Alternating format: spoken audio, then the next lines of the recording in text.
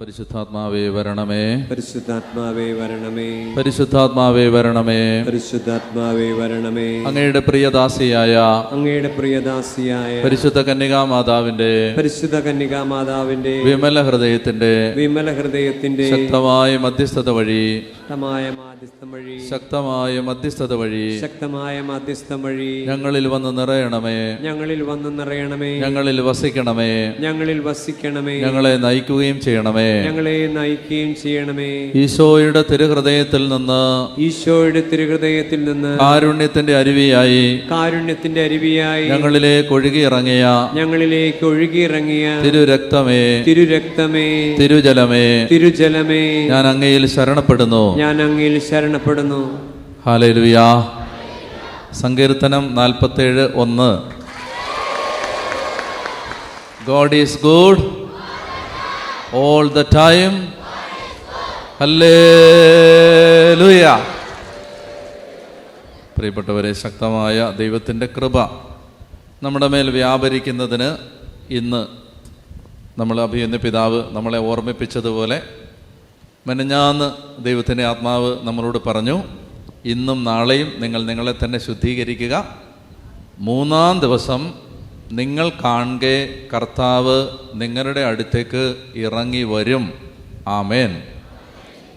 ഇപ്പോൾ ഈ വചനത്തിൻ്റെ വാഗ്ദാനം ഈ രാത്രിയിൽ നമ്മൾ കർത്താവിനോട് പ്രാർത്ഥിക്കുകയാണ്. കർത്താവേ, അങ്ങയുടെ ജീവിക്കുന്ന സാന്നിധ്യം ഞങ്ങളുടെ മധ്യത്തിലേക്ക് ഇറങ്ങി വരണമേ. ഞങ്ങളെ അങ്ങയുടെ സാന്നിധ്യം സ്പർശിക്കണമേ. കർത്താവിൻ്റെ പ്രകടമായ സാന്നിധ്യം അനുഭവിക്കാൻ ഞങ്ങളെ അങ്ങിന്ന് സഹായിക്കണമേ. ഇതാണ് നമ്മൾ ഇന്ന് കർത്താവിൻ്റെ സന്നിധിയിൽ ഒരു നിയോഗമായിട്ട് സമർപ്പിച്ച് പ്രാർത്ഥിക്കുന്നത്. ഹല്ലേലൂയ. നിങ്ങൾ വെള്ളയൊക്കെ ഇട്ട് നല്ല ഭംഗിയായിട്ടിരിക്കുന്നു. നിങ്ങളെ കാണാൻ നല്ല സുന്ദരന്മാരും സുന്ദരിമാരുമായിരിക്കുന്നു. ചേട്ടൻ അങ്ങോട്ട് വിശ്വാസം വരുന്നില്ല. സത്യമായിട്ടും ചേട്ടനെ കാണാൻ നല്ല ഭംഗിയുണ്ട്. ചേച്ചിമാരൊക്കെ നല്ല മിടുക്കികളായിട്ടിരിക്കുന്നു. എല്ലാ ദിവസവും വെള്ളയാക്കൽ എന്നാ പറയുന്നത്? Okay, very good. വെള്ളയിടാത്തവരാണ് പറയുന്നത് ആക്കാന്ന് പറഞ്ഞ്. Hallelujah, hallelujah. അപ്പോൾ നന്നായിട്ടുണ്ട്. ദേവാലയത്തിൽ വരുമ്പോൾ സാധിക്കുമെങ്കിൽ വെള്ളവസ്ത്രം ധരിച്ച് പോകണം. മിനിമം ഞായറാഴ്ചയെങ്കിലും വെള്ളവസ്ത്രം ധരിച്ച് പോയാൽ ഭംഗിയാണ്. എനിക്ക് ഇടവകയുണ്ട്, ഞാൻ വികാരിച്ചനാണ്. എൻ്റെ ഇടവകയിൽ ഞായറാഴ്ചയിൽ എല്ലാ ആളുകളും വെള്ളവസ്ത്രം ധരിച്ചാണ് വരുന്നത്. കാണാൻ തന്നെ ഒരു ഭംഗിയാണ്. Hallelujah, hallelujah. അതായത് എല്ലാ ഞായറാഴ്ചയും എൻ്റെ ഇടവകയിലെ എല്ലാ ആളുകളും വൈറ്റ് ആൻഡ് വൈറ്റാണ്. ഹല്ലേലൂയ. അത് വെള്ളവസ്ത്രം ധരിച്ച് വന്നാലേ കർത്താവ് വരുത്തുള്ളൂ എന്നൊന്നുമില്ല. പക്ഷേ അതൊരു വില കൊടുപ്പാണ്. എന്താണ്? ഒരു വെള്ള ഇട്ട് വരണമെങ്കിൽ അതിന് നമ്മൾ അന്നേരം റെഡിയായ പോരാ. അത് അലക്കി വൃത്തിയാക്കി അതിനകത്ത് വേണ്ട കാര്യങ്ങളൊക്കെ ചെയ്ത് തേച്ച് എല്ലാം റെഡിയാക്കിയൊക്കെ വെച്ച് വെള്ളയിട്ട്, പിന്നെ അത് റിസ്ക്കാണ് വെള്ളയിട്ട് വരുന്നത്. വഴിയിലൊക്കെ വരുമ്പോൾ വളരെ സൂക്ഷിച്ചൊക്കെ വരേണ്ടി വരും. അപ്പം അങ്ങനെ അത് ഒരു ശ്രദ്ധ കൊടുക്കുന്നതിൻ്റെ ഭാഗമാണ്. നമ്മൾ നമ്മുടെ ദൈവത്തെ എത്രമാത്രം വിലമതിക്കുന്നു എന്നതിൻ്റെ സൂക്ഷ്മമായ അടയാളങ്ങളാണിതൊക്കെ. ചെറിയ കാര്യങ്ങളിൽ നമ്മൾ പുലർത്തുന്ന ശ്രദ്ധ. അപ്പോൾ അതുകൊണ്ട് ഞാൻ നിങ്ങളോട് പറയുകയാണ്, നിങ്ങൾ സാധിക്കുമെങ്കിൽ, എൻ്റെ ഒരു ഉപദേശം, സാധിക്കുമെങ്കിൽ നിങ്ങൾ ഞായറാഴ്ച പള്ളിയിൽ പോകുമ്പോൾ വെള്ളവസ്ത്രം ധരിച്ച് പോവുക. നിങ്ങളുടെ കുഞ്ഞുങ്ങളെ അങ്ങനെ പഠിപ്പിക്കുക.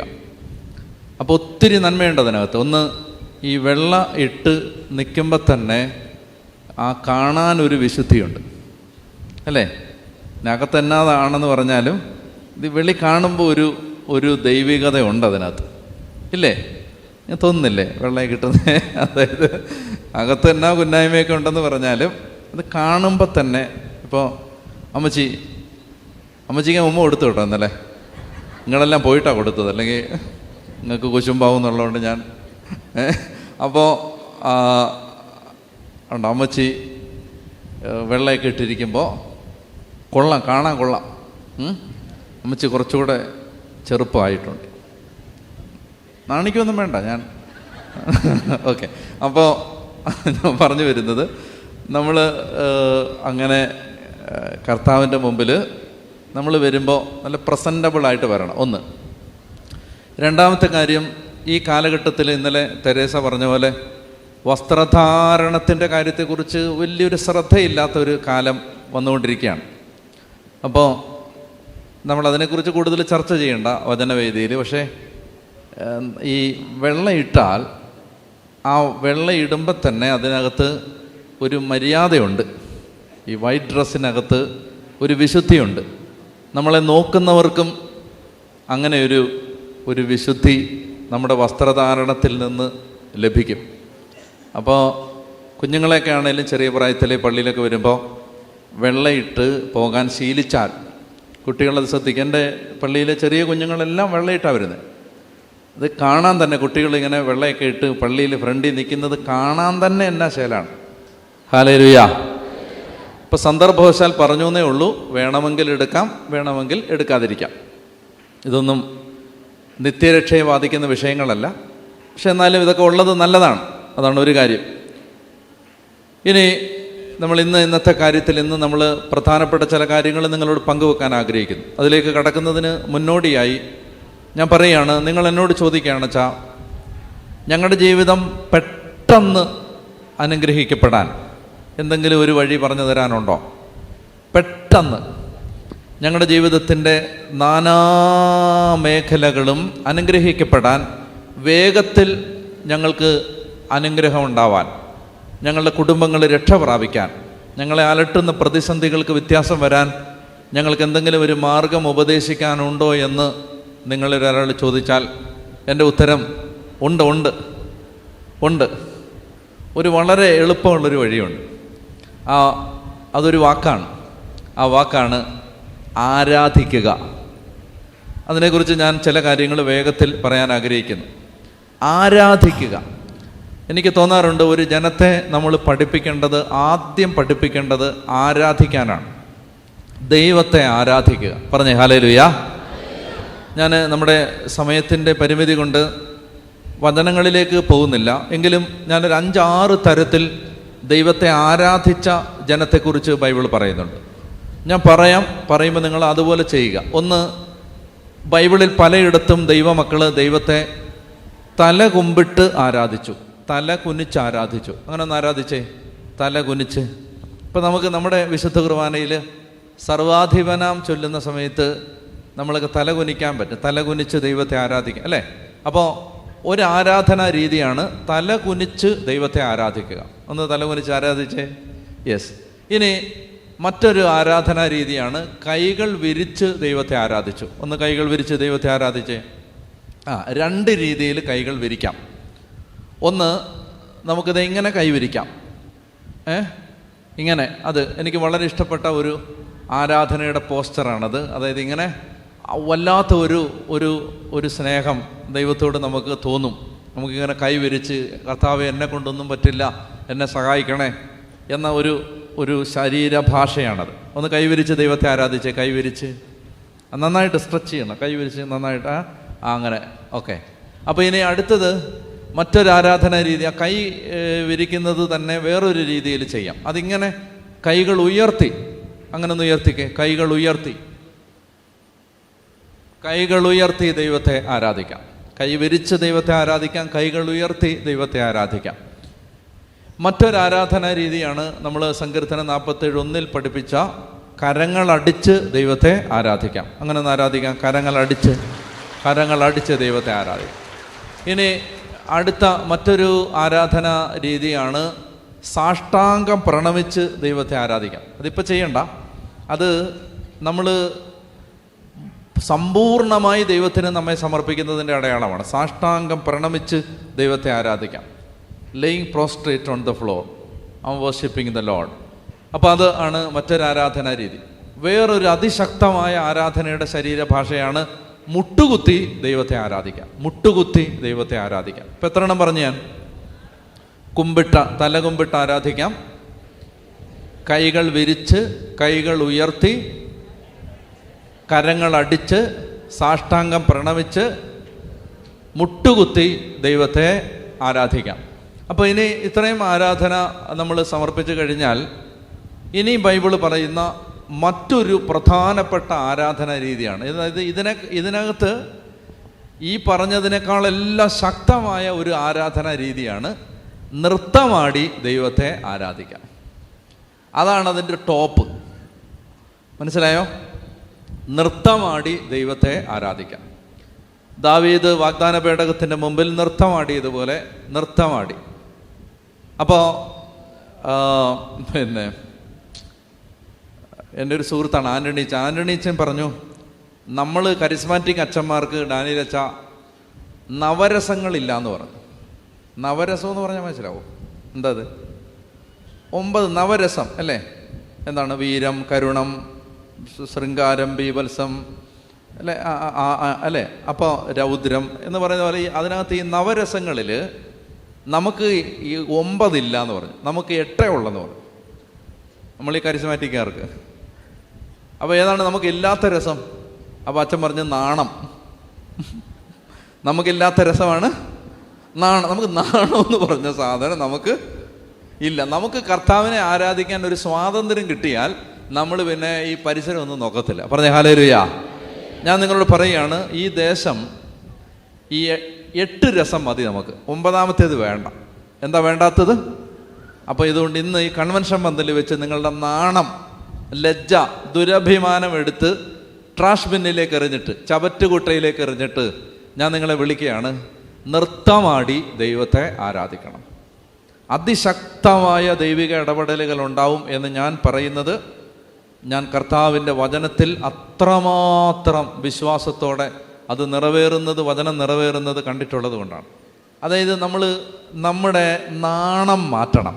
ദൈവത്തെ ആരാധിക്കുമ്പോൾ ലോകത്ത് ഒരു മനുഷ്യൻ്റെയും സർട്ടിഫിക്കറ്റ് എനിക്ക് വേണ്ട എന്ന് ചിന്തിച്ചോണം. ഹല്ലേലൂയാ, ഹല്ലേലൂയാ. അതാണ് ദാവീദ് അങ്ങനെയാണ് ദൈവത്തെ ആരാധിച്ചത്. വാഗ്ദാന പേടകത്തിൻ്റെ മുമ്പിൽ നൃത്തമാടുമ്പോൾ ദാവീദിൻ്റെ വസ്ത്രങ്ങൾ ഉരിഞ്ഞുപോയി. ഒരു ചെറിയ വസ്ത്രം മാത്രം ധരിച്ച്, ചണവസ്ത്രം മാത്രം ധരിച്ച് വാഗ്ദാന പേടകത്തിന് മുമ്പിൽ ദാവീദ് ഒരു കുഞ്ഞിനെ പോലെ തുള്ളിച്ചാടി നൃത്തമാടി ആരാധിക്കുമ്പോൾ ദാവീദിൻ്റെ ഭാര്യ സാവൂളിൻ്റെ മകൾ മീഖാൾ ജനാലപ്പഴുതിലൂടെ അത് കാണുകയായിരുന്നു. ഓരോ തവണ അത് നോക്കിയിട്ട് അവൾ പറഞ്ഞുകൊണ്ടേയിരുന്നു, മ്ലേച്ഛം, മ്ലേച്ഛം, മ്ലേച്ഛം. ദാവീദ് കുടുംബത്തെ അനുഗ്രഹിക്കാൻ വീട്ടിലേക്ക് കയറി വന്നു. വീട്ടിലേക്ക് കയറി വരുമ്പോൾ ദാവീദിൻ്റെ ഭാര്യ മീഖാൾ ദാവീദിനോട് പറഞ്ഞു, ഇന്ന് ഇസ്രായേൽ രാജാവ് ഇസ്രായേലിലെ സ്ത്രീകളുടെ മുമ്പിൽ തന്നെ അപഹാസ്യനാക്കിയിട്ട് കയറി വന്നിരിക്കുകയാണ്. ഇസ്രായേലിൻ്റെ രാജാവ് ഇസ്രായേലിലെ സ്ത്രീകളുടെ മുമ്പിൽ, ദാസിമാരുടെ മുമ്പിൽ തന്നെ അവഹേളിതനാക്കിയിട്ട്, അപഹാസ്യനാക്കിയിട്ട്, നാണമില്ലേ, നാണമില്ലേ രാജാവേ, ഒരാഭാസനെ പോലെ ഇങ്ങനെ കിടന്ന് നൃത്തമാണ്. അപ്പോൾ ദാവീദ് അതിന് പറയുന്നൊരു മറുപടിയുണ്ട്. ആ മറുപടി ഇതാണ്: നിന്റെ പിതാവായ സാവൂളിനെ രാജസ്ഥാനത്ത് നിന്ന് മാറ്റിയിട്ട് ഈ എളിയവൻ്റെ കുടുംബത്തെ ഈ രാജസ്ഥാനത്തേക്ക് ഉയർത്തിയ എൻ്റെ കർത്താവിന് വേണ്ടി, എൻ്റെ യഹോവയ്ക്ക് വേണ്ടി ഞാൻ ഇതിൽ കൂടുതൽ അപഹാസ്യനാവും. ഹല്ലേലൂയ. അതായത് ദൈവത്തിന് വേണ്ടി, കർത്താവിനെ ആരാധിക്കുമ്പോൾ ലോകത്തൊരു മനുഷ്യനെയും നമ്മൾ ശ്രദ്ധിക്കരുത്. ഹന്ന എന്ന് പറയുന്നൊരു സ്ത്രീ ഷീലോയിലെ ആരാധനാലയത്തിൽ വന്ന് തനിക്ക് മക്കളില്ല എന്നുള്ള അപമാന ഭാരം ഹൃദയത്തിൽ ഏറ്റെടുത്ത് ചങ്ക് കീറി ദൈവത്തെ വിളിക്കുമ്പോൾ ആരാധനാലയത്തിൻ്റെ വെളിയിൽ ഒരു പീഠമിട്ട് അത് ശ്രദ്ധിച്ചു കൊണ്ടിരുന്ന ഏലി എന്ന് പേരുള്ളൊരു പുരോഹിതൻ അവളുടെ ആരാധന കണ്ടിട്ട് തെറ്റിദ്ധരിച്ചു. ഇവൾ മദ്യപിച്ചുന്മത്തയായി എന്തോ പുലമ്പുകയാണെന്ന് അയാൾ തെറ്റിദ്ധരിച്ചു. മനസ്സിലാവുന്നുണ്ടോ? പുരോഹിതൻ അവിടെ നിൽക്കുന്നത് അവൾ ഗൗനിച്ചില്ല. പുരോഹിതൻ്റെ അംഗീകാര പത്രം, താമ്രപത്രങ്ങൾ, അംഗീകാരപത്രങ്ങൾ അവൾ ഗൗനിച്ചില്ല. അവൾ ചിന്തിച്ചു, ഞാൻ എൻ്റെ ദൈവത്തിൻ്റെ മുമ്പിൽ എൻ്റെ സങ്കടങ്ങൾ, എൻ്റെ ഹൃദയഭാരങ്ങൾ പകരുമ്പോൾ അത് വേറെ ആരെന്ത് വിചാരിച്ചാലും എനിക്ക് വിഷയമില്ല. ഞാൻ നിങ്ങളോട് പറയുകയാണ്, ദൈവം നിങ്ങളെ അനുഗ്രഹിച്ച് ഉയർത്തും. എപ്പോഴെന്നറിയാമോ? ദൈവത്തെ പ്രതി നാണം കെടാൻ നിങ്ങൾ തയ്യാറായാൽ. ഹല്ലേലൂയ.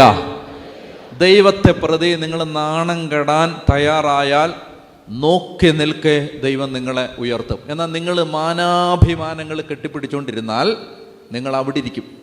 ഹല്ലേലൂയ. മനസ്സിലാവുന്നുണ്ടോ?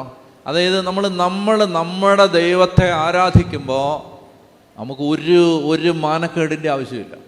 അവിടെ നമ്മൾ കരയും, അവിടെ നമ്മൾ ആർത്ത് വിളിക്കും, നിലവിളിക്കും, സമൂഹത്തിന് മുമ്പേ നമ്മൾ പരിഹാസ്യരാവും, മനുഷ്യർ നമ്മൾ ഇയാളെന്താണ് കാണിക്കുന്നതെന്ന് ചോദിക്കും.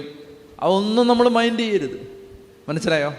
ഇടവകപ്പള്ളിയിൽ കുർബാനയ്ക്ക് പോകുമ്പോൾ അച്ചടക്കമൊക്കെ പാലിക്കണം. അല്ല, നമ്മൾ ഇതുപോലെയുള്ള സ്ഥലങ്ങളിലെല്ലാം ദൈവത്തെ ആരാധിക്കുന്ന സമയത്തോ വീട്ടിൽ ദൈവത്തെ ആരാധിക്കുമ്പോഴോ പ്രാർത്ഥനയ്ക്ക് നമ്മൾ ഒരു കൂട്ടായ്മ ഞാൻ പറയുന്നത്, നിങ്ങൾ പരിസരം ശ്രദ്ധിക്കരുത്. ഹല്ലേലൂയ. ഞാൻ ഷില്ലോങ്ങിൽ അവിടുത്തെ അച്ഛന്മാരെ ധ്യാനിപ്പിച്ചുകൊണ്ടിരുന്നപ്പോൾ അവസാനത്തെ ദിവസം ഇതുപോലെ അഭിഷേകത്തിൻ്റെ ആരാധനയ്ക്ക് മുമ്പ് ഞാൻ പറഞ്ഞു, അച്ഛന്മാരെ, എനിക്കൊരാഗ്രഹമുണ്ട്. നമ്മൾ അച്ഛന്മാർക്കൊരു പ്രശ്നമുണ്ട്. എന്തെന്നറിയാം, നമ്മളാണ് ഈ സോഷ്യൽ കോൺഷ്യസ്നെസ് വളരെ ഉള്ള ആളുകൾ. എന്ന് പറഞ്ഞാൽ നമുക്കെപ്പോഴും ഇവിടെ നിൽക്കുമ്പോൾ ഡാനിയലച്ഛന് അയ്യോ ആ ചേട്ടൻ എന്നാ വിചാരിക്കും, ഈ ചേച്ചി എന്നാ വിചാരിക്കും, ആ അച്ഛൻ എന്നാ വിചാരിക്കും, ഈ സിസ്റ്റർ എന്നാ വിചാരിക്കും എന്ന് ഭയങ്കര സോഷ്യൽ കോൺഷ്യസ്നെസ് ഉള്ള ആളുകളാണ് ഞങ്ങൾ അച്ഛന്മാർ. അതുകൊണ്ട് ഞാൻ അച്ഛന്മാരോട് പറഞ്ഞു, എൻ്റെ അച്ഛന്മാരെ, നമ്മൾ അഭിഷേകം പ്രാപിക്കാത്തതിൻ്റെ പ്രധാനപ്പെട്ട കാരണം നമ്മുടെ ഈ തലയിൽ കിടക്കുന്ന സാധനമാണ്. അതുകൊണ്ട് നമുക്കത് ഇപ്പോൾ കുറച്ച് നേരത്തേക്ക് ചവറ്റുകുട്ടയിലോട്ട് എറിയാം. എന്നിട്ട് നിങ്ങൾ feel the freedom of the spirit. എന്നിട്ട് നിങ്ങളെല്ലാം മറന്ന് കർത്താവിനെ അങ്ങോട്ട് ആരാധിക്കുക. കർത്താവിൻ്റെ പ്രസൻസ് നമുക്ക് അനുഭവിക്കാൻ പറ്റും. അവിടുത്തെ അച്ഛന്മാർ, ഷില്ലോങ്ങിലെ അച്ഛന്മാർ, മേഘാലയ, അവിടുത്തെ അച്ഛന്മാർ അത് ഹൃദയം തുറന്ന് സ്വീകരിച്ചു. എന്നിട്ട്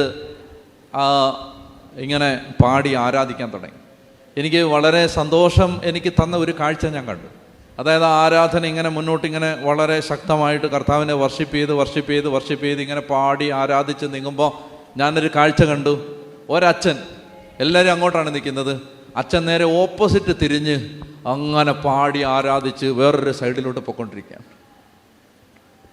എനിക്ക് വളരെ സന്തോഷമായി. കാരണം എന്താ പറയുക, അച്ഛനെ മറന്നു കഴിഞ്ഞു. അച്ഛൻ ഈ 9ാമത്തെ രസം എടുത്ത് ചവറ്റുകുട്ടയിൽ എറിഞ്ഞു കഴിഞ്ഞു.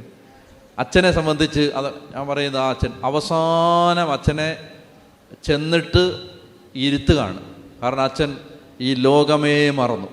പറഞ്ഞ ഹല്ലേലൂയ. അതാണ് വർഷിപ്പ് ചെയ്യുന്നവൻ്റെ ശരീരഭാഷ. ആരാധിക്കുന്നവൻ പരിസരം മറക്കും. ഹല്ലേലൂയ. പിന്നെ അവൻ ഈ പരിസരത്തെക്കുറിച്ച് ബോധവാനല്ല. അവനും അവൻ്റെ ദൈവവും മാത്രമേ ഉള്ളൂ. നമുക്കൊരു അഭിഷേകം വെളിപ്പെടാത്തത് എന്താണെന്ന് ഞാൻ പലപ്പോഴും ആലോചിച്ചിട്ടുണ്ട്. കാരണം ഞാൻ വർഷങ്ങളായിട്ട് ഞാൻ ഫോക്കസ് ചെയ്യുന്നൊരു വിഷയമാണ് ദൈവസാന്നിധ്യം. കർത്താവിൻ്റെ പ്രസൻസ് വേണം, ഇല്ലെങ്കിൽ നമുക്ക് ഒരക്ഷരം പറയാൻ പറ്റില്ല. നമ്മുടെ തലയിൽ എന്തെല്ലാം കാര്യമുണ്ടെങ്കിലും പ്രസൻസ് ഇല്ലെങ്കിൽ, നമുക്ക് അനോയിൻറ്റിങ് ഇല്ലെങ്കിൽ, അഭിഷേകം ഇല്ലെങ്കിൽ ഒന്നും പറയാൻ പറ്റില്ല. അതുകൊണ്ട് ഞാൻ വർഷങ്ങളായിട്ട് എൻ്റെ ശ്രദ്ധ, എൻ്റെ ഹൃദയം ഞാൻ വെച്ചിരിക്കുന്ന ഒരു വിഷയമാണ് അനോയിൻറ്റിങ്, അഭിഷേകം അല്ലെങ്കിൽ ദൈവസാന്നിധ്യം. ഞാൻ ആലോചിച്ചിട്ടുണ്ട്, പ്രാർത്ഥിച്ചിട്ടുണ്ട്, കർത്താവ് എന്താണ് ചില ഇടങ്ങളിൽ ഒരു അനോയിൻറ്റിങ് വരാത്തത്, എന്താ കർത്താവിൻ്റെ പ്രസൻസ് വരാത്തത്? എനിക്ക് കിട്ടിയ ഉത്തരം ഇതാണ്. അതായത് നമ്മൾ ഈ മറ്റുള്ളവരെ നോക്കി, സമൂഹത്തെ നോക്കി, അവരെന്ത് ചിന്തിക്കുമെന്ന് വിചാരിച്ച് നമ്മൾ നമ്മളെക്കുറിച്ച് ഭയങ്കര കോൺഷ്യസ് ആയാൽ നമുക്ക് കർത്താവിനെ അനുഭവിക്കാൻ പറ്റില്ല. ഒറ്റ കാര്യമേ ഉള്ളൂ, നമ്മൾ വെറും ഒരു പൊട്ടനെ പോലെ ആവുക, ഒരു പൊട്ടിയെ പോലെ ആവുക. നമ്മളൊരു പൊട്ടനെയും പൊട്ടിയേയും പോലെ ആവുക. നമുക്ക് you never should attach any value to yourself. നമുക്ക് ഒരു വിലയും നമ്മൾ കൊടുക്കണ്ട. ഒരു പൊട്ടനെ പോലെ ആവുക. ദൈവത്തെ ആരാധിക്കുന്ന സമയത്ത് വേറെ ആരെയും നമ്മൾ നോക്കേണ്ട കാര്യമില്ല. കർത്താവ് നമ്മൾ മാത്രം, ബാക്കി എല്ലാം മറക്കുക. മറന്നാൽ അവിടെ ദൈവത്തിൻ്റെ പ്രസൻസ് മൂവ് ചെയ്യും. ഹല്ലേലൂയ. പറഞ്ഞ ഹല്ലേലൂയ. എവിടെല്ലാം ദൈവത്തിൻ്റെ സാന്നിധ്യം ഇറങ്ങി വന്നിട്ടുണ്ടോ അവിടെല്ലാം മനുഷ്യനെ മറക്കണം. അല്ല നമ്മളെക്കുറിച്ച് ഇങ്ങനെ അങ്ങനെ അവർ നിൽക്കുന്നു, ഇവരെന്ത് ചെയ്യുന്നു, അങ്ങോട്ട് നോക്കുന്നു, ഇങ്ങോട്ട് നോക്കുന്നു, ആ അച്ഛൻ കാണുന്നു, സിസ്റ്റർ കാണുന്നു, അത് കാണുന്നു, അവർ നോക്കുന്നു. മൈൻഡ് ചെയ്യരുത്. പറഞ്ഞ ഹല്ലേലൂയ. എന്നെ അത് പഠിപ്പിച്ചത് അൽമായരാണ്. അവരാരാധിക്കുന്ന സ്ഥലത്ത് ഇപ്പോൾ കുറച്ച് സഹോദരങ്ങൾ പുറകിൽ മധ്യസ്ഥം പ്രാർത്ഥിക്കുന്നുണ്ട്. വേണമെങ്കിൽ പോയി നോക്കിയോ.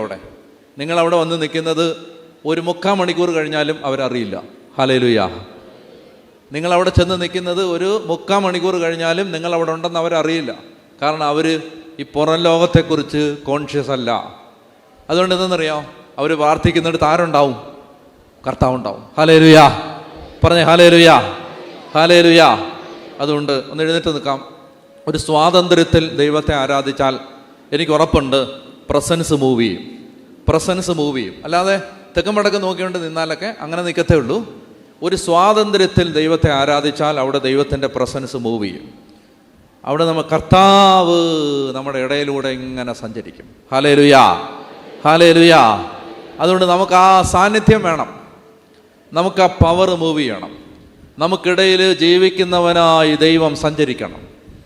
നമുക്കിടയിലൂടെ ദൈവത്തിൻ്റെ പാദപതനങ്ങൾ നമുക്കിടയിലൂടെ സഞ്ചരിക്കുന്നത് കേൾക്കാൻ പറ്റണം. അവൻ്റെ വസ്ത്ര വിളുമ്പ് നമുക്കിടയിൽ ഉലയുന്നത് അറിയാൻ പറ്റണം. അവൻ സംസാരിക്കുന്നത് കേൾക്കാൻ പറ്റണം.